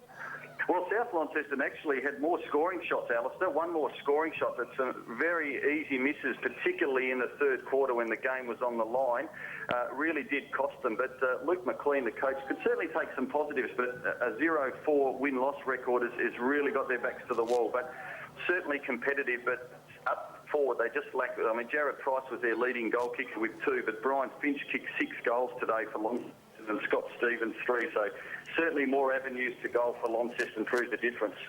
Thank you very much to Rick Fontaine there at Windsor Park with a very thorough wrap of the match between South Launceston and Launceston. Launceston's had a funny old start to the season, Andy, because they were good against Glenorchy in round 1, and they had a loss to North Launceston and only just beat Hobart. And today, well, not hugely convincing against South Launceston, which has been struggling a little. No, but they've won 3 out of 4. And that's okay. A couple of their good players are playing very well. Brian Finch I'm really interested in that 6 goals. I was mightily impressed with him until he knocked himself out. I was impressed with the way he knocked himself out in that first game. I think he's a quality player. But South Launceston looks like they're building a bit, and I would think Launceston will get better and they'll be there and abouts at the end of the year. The Tassie Mariners as well were playing today. I can give you the score in that game. The Tassie Mariners versus Box Hill. It was the Mariners 10-18-78 to the Eastern Rangers 16-8-104. Not a bad result that, given the Eastern Rangers are undefeated in the TAC Cup this season, and Tassie coming off a draw last week with the Gold Coast. Let's take a look at the quarter-by-quarter from the game here at North Hobart Oval, and the game was won by Burnie by 5 goals. The margin 4 points in favour of the Demons at quarter time. At half-time, inaccurate kicking had really cost Burnie. They were 14 points down. Three-quarter time, though, they'd snatched the lead. The margin was 8 points, and in the end, it was all Burnie in the last, Andy. Yeah, what 1-3 in the second half to North Hobart. You're not going to win a game of football on that strength, and that they picked 5 in the first quarter. Burnie have done pretty well. They've got up near North Hobart have done pretty well. We said before they've averaged 10 goals. They've got up closer. They've kicked 9, but they've got to look at other ways of kicking goals. They badly need to find a way of getting a big, strong forward to go to under pressure. Wilson with 3 goals. He kicked them all in the first half. He shows a bit. He's for a small forward. He's got a good set of hands. Yeah, good set of hands and a terrific kick. You know, he converted really well from one wonderful shot from the boundary line. He looks a likely player, but you can't. Those guys are only ever going to kick 2s and 3s, and you need someone really big and strong to structure around as well. Kenny Hall fell out of it badly, and I'm surprised actually they didn't. I'm not absolutely surprised, but I thought there was an opportunity to push him close to goal. And if he wasn't going to get a lot of kicks around the middle of the field after a while, or he wasn't going to get any kicks up, not under pressure, Burnie were right onto him, I would have pushed him forward earlier. It'll be interesting to take a look at some of the stats for major possession winners in this afternoon's game. We've had a chat to Zane Murphy, who got a lot of the football. Travis Brown against his old team really stood up with 27 possessions, 7 marks and a goal. Yeah, he's done everything he could to turn the result his way. Matty Gapin was terrific all day, always is. Just love watching. I thought Long was very good. Kenny Hall. In the end, he's got 24 possessions, so we're hard on him, but he had so much quality possession early on. Last quarter, he got quite a bit of it, I think, but a lot of it under pressure. And Cox hurt himself at the end. Charlton, 17 possessions off half-back, back pocket. I thought Matthew Muir, he's only got 15 possessions there, was up in their best. I thought he battled pretty hard. He probably won more than his fair share on ball. Lots of good players for Burnie. Zane Murphy, 28 possessions, 8 marks. He's got a lovely left foot kick. Yeah. Low and penetrating. Yeah, it's great to have someone like him coming out of defence and through the middle of the ground and get the ball on his hands, and almost always a shot at goal results from it. He was terrific. And Brown did an outstanding job today. Mundy's a good player too. Monday with 26 possessions and 2 goals as well. A good performance by the Dockers. They won by 5 goals. There was another big game going on this afternoon. A little north from here. It was between Glenorchy and North Launceston at KG5. A battle between 2nd and 3rd on the TSL ladder. James Bresnahan from the Mercury has been kind enough to join us. James, what was the final score out there? Oh, g'day, Al. The final score out here was Glenorchy 17-12, 114. To North Launceston 9-14, 68. So it was a 46-point win to the Magpies. Pretty impressive performance. That's 2 good wins for Glenorchy in a row, James. Some major goal kickers out there today? Well, we had a standout for Glenorchy up forward, and that was David Hunt. He kicked 3 goals in the opening quarter and went on to kick 7 goals for the game. And basically, his contribution up forward was the difference between the two sides. And they tried 3 blokes to try and stop him, and to no avail. He just did what he liked, took excellent marks, and he was a real focal point for the team. It was talked up as a big game, James, this afternoon. Was there a good crowd out there at KG5? Well, I'd say it was a mediocre crowd, and maybe that was because it was a northern team, but it was still a very strong local turnout. I'd say around 800, which is a good show. And any positive signs for North Launceston this afternoon? It's obviously a fairly heavy defeat. I'd have to say there weren't too many positive signs. The game sort of rolled along with Glenorchy dominating and doing what it liked until about halfway through the 3rd quarter, when North Launceston decided to wake up and play a bit of footy, and they ended up kicking 4 goals in 8 minutes, and their deficit in half to 20 points, and they really looked threatening. Glenorchy was pretty wise to this, and in the last 4 minutes of the 3rd quarter, they controlled the ball, slowed the play right down, and to add insult to injury for North Launceston, Glenorchy gold right at the end of the quarter, and they went into the last term with a 27-point lead, which meant they led at the first change by 31, half-time by 28, 3-quarter time by 27, and they just ran away with it and won by 46 in the last quarter. Brez, good on you. A comprehensive wrap. Thank you very much for joining us. James Bresnahan from the Mercury newspaper. Well, I'm tipping there's a very, very happy man in the Burnie Dockers rooms at the moment, and the Dockers won this game by 30 points. Let's get down to the man of the moment, Brad Davis, after his 200th. Thanks very much, Al. Well, Brad Davis, 200th game. I suppose you couldn't be happier. No, that was a good result for us as a club, and you know, that probably puts us now a game ahead on the top of the ladder. That was our focus. You know, personal goal of 200 games. It's been a while coming. I've spent 8 years away playing footy elsewhere, so to eventually get there for the club, and the club's been, you know, great to me. So good payment to them. You managed to kick a couple of points. Were you hoping to kick a major today? Mate, I didn't have the kicking boots on the day, but yeah, kicked 3 points, and, you know, it would have been nice to kick 3 goals, but, you know, at the end of the day, we got up and won, and we played better in the second half than we did in the first half, so we'll take something out of that and move on to next week. As far as Burnie's concerned, haven't had a lot of wins down here, particularly at North Hobart Oval. It must be a good feeling around the club at the moment. It is a good feeling at the moment. We started off against North Launceston. We lost that game, obviously, and we had a pretty good bonding trip on the way back on the bus, and a few blokes that come new to the club we got to know pretty well, as you do when you have a couple of beers. And no, they've really gelled well together over the last few weeks, and starting to show as when we come back and we're beaten side, so it's good. Was it the rev up from Plappy at half-time, do you think, that turned things around? I just think it's a realise from the blokes that there is something here, and we weren't having the tackle count like we wanted to. I think we had 40-odd tackles after quarter time. So, you know, they always turned it on. It was good. And I suppose the important question is, are you taking the bus home?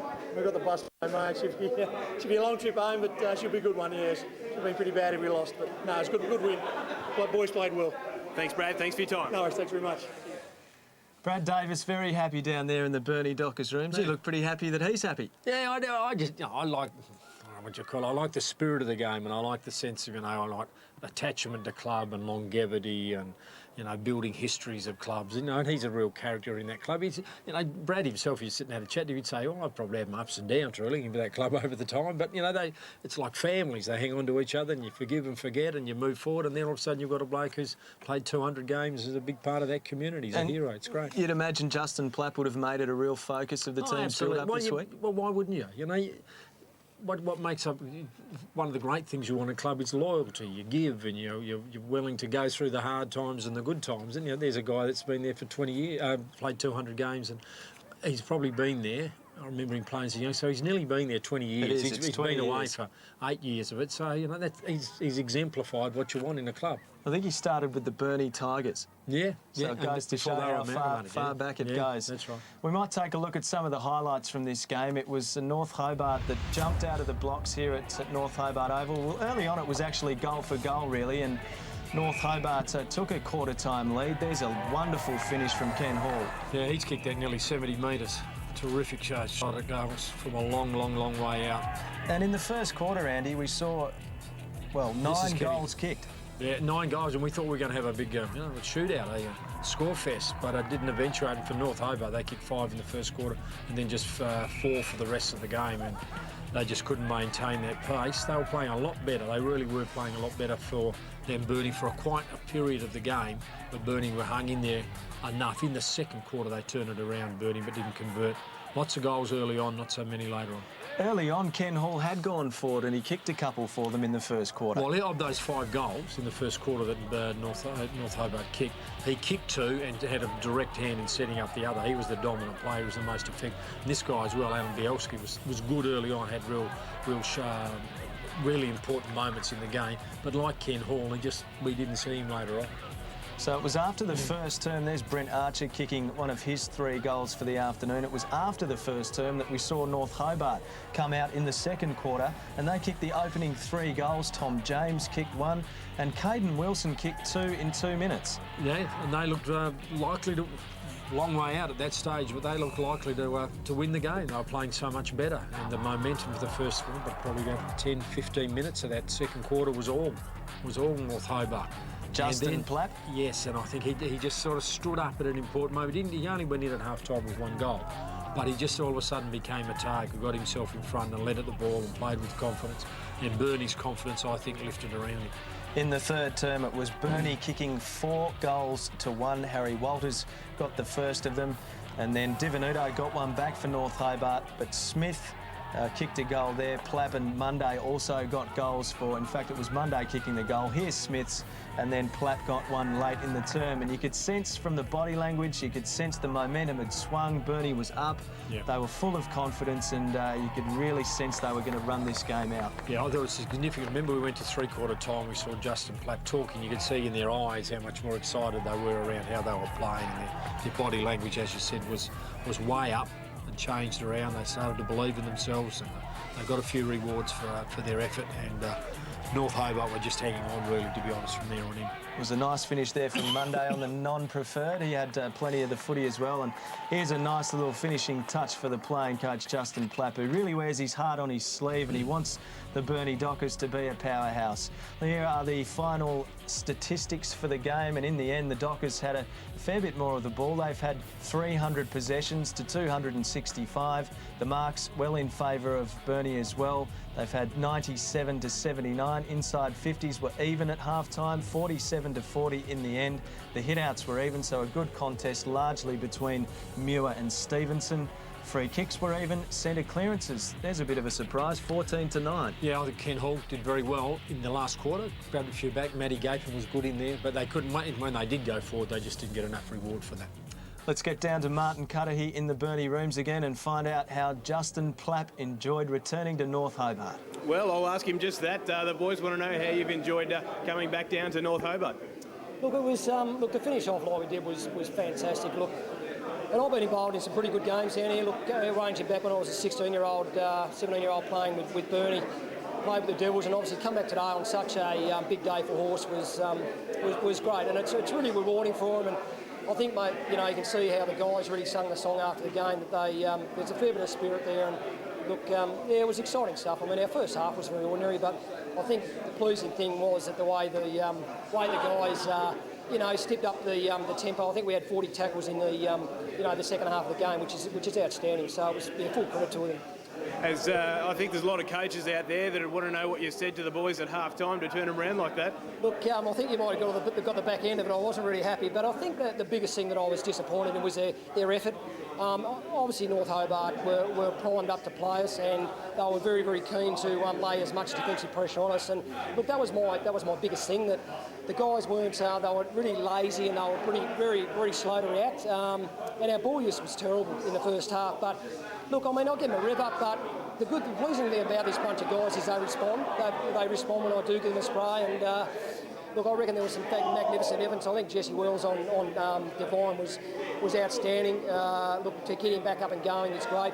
Look, Horse's effort was fantastic. Nick Walters on long was a real focal point that we wanted to get through the day. And Clinton Brown on Ken Hall was pretty efficient after half time. So look, we got the jobs done, and look, we're happy. We're happy to head back up the road, and with the 4 points. Must be looking forward to that bus trip home then. Yeah, we certainly are. Look, we're going to celebrate it, and I think this is a great thing about footy. And look, you know, our number one priority was to win the game of footy, but when a bloke plays 200 games and look, it gives you an opportunity to really mix and have a few beers on the way home. We're going to do that, and look, we've got a really, really great supporter base down here, and we're going to use it to our advantage. Well done, Plappy. Good on you. Thanks, guys. Thanks for your help. Justin Plapp, pretty happy. He was part of the Burnie team that lost to Clarence in '96 here, and we spoke about how he kicked 98 goals that season. I think he kicked about 3-5 in the grand final, so he nearly cracked the ton. Yeah. And he just loves playing football. He's done it all his life. I think it was always his plan that he was going to make a career out of football from a very young age. I think he made his debut for Penguin at about the age of 15 and went on, had great success at Burnie, then played with Richmond, St Kilda, and he's a real acquisition, a guy like him to have running around in this league. I was just going to say that. When he kicked those 98 goals, I think he was just 16, 17. I think he was very a real young youngster, because we took him away to play in the MCG against what was then the VFL in the state side, and I think he kicked 2 goals in that game, played out of a forward pocket and did very well. But as I was just reflecting, when we took him away, he wouldn't say boot or goose. He was just quiet, sort of tracked around behind Peter German, who was his coach, and German did a great job with Justin, kept pushing him up, would ring me all and say, "You've got to play this kid, you've got to play this kid." But now look at him, he's confident, he's a community leader, a club leader, a community leader, a coach, a captain, speaks with confidence, with passion about his side and football. It's terrific, isn't it? He's working for the Burnie Dockers up there, which is good to see as well, that he has an involvement around the club as well, not just on the field. Let's take a look at a couple of the highlights from today's game that we really thought stood out. And here's the goal of the day, and it was that one that you thought sounded so sweet. Oh, I think we all sounded. Beautiful kick off the boot from right on 50. Caden Wilson. He just couldn't have hit that more sweetly, and it couldn't have gone straighter. It's not an easy pocket to kick goals from. I've tried from there. I couldn't kick it from half that distance from there. He's terrific, yeah. And he's got something they could work on. I keep saying, we're getting away from the goal today, but if they could find some bigger forwards, and I don't know whether they exist in the club for them to go around to players, guys like that, they've got to get up to be kicking 15 and 16 goals consistently a game to win it. You can't rely on Caden Wilson or small forwards kicking 2s and 3s. But that was a wonderful kick. It was just the skill of it and the sweetness of it was what made it the goal of the day for us. And the mark of the day for us, I think it's going to be that one at about the 16-minute mark of the second quarter. It was out on the Ryde Street wing, and it was Alan Bielski. It was from Long's kick, and Bielski just got across and took a great contested mark. Yeah, in some ways the film doesn't show how good that mark was. He had to make up quite a lot of ground to get there, and he really was at full stretch, and he just committed himself to the mark, and a wonderful piece of skill. Marty Cutter, he is working overdrive in the Burnie rooms. Down to you again, Martin. Thanks, boys. Yeah, the Burnie boys have been very good to me. Jesse Wells, you must have been pretty happy to come down here and get a win. Yeah, no, certainly. For the boys to come out after half time and work the way they did, it's a really, really good effort, especially with Horse's 200th game. Must be pretty special in the club when someone like Horse, played a lot of footy and he comes back and plays those 200 games.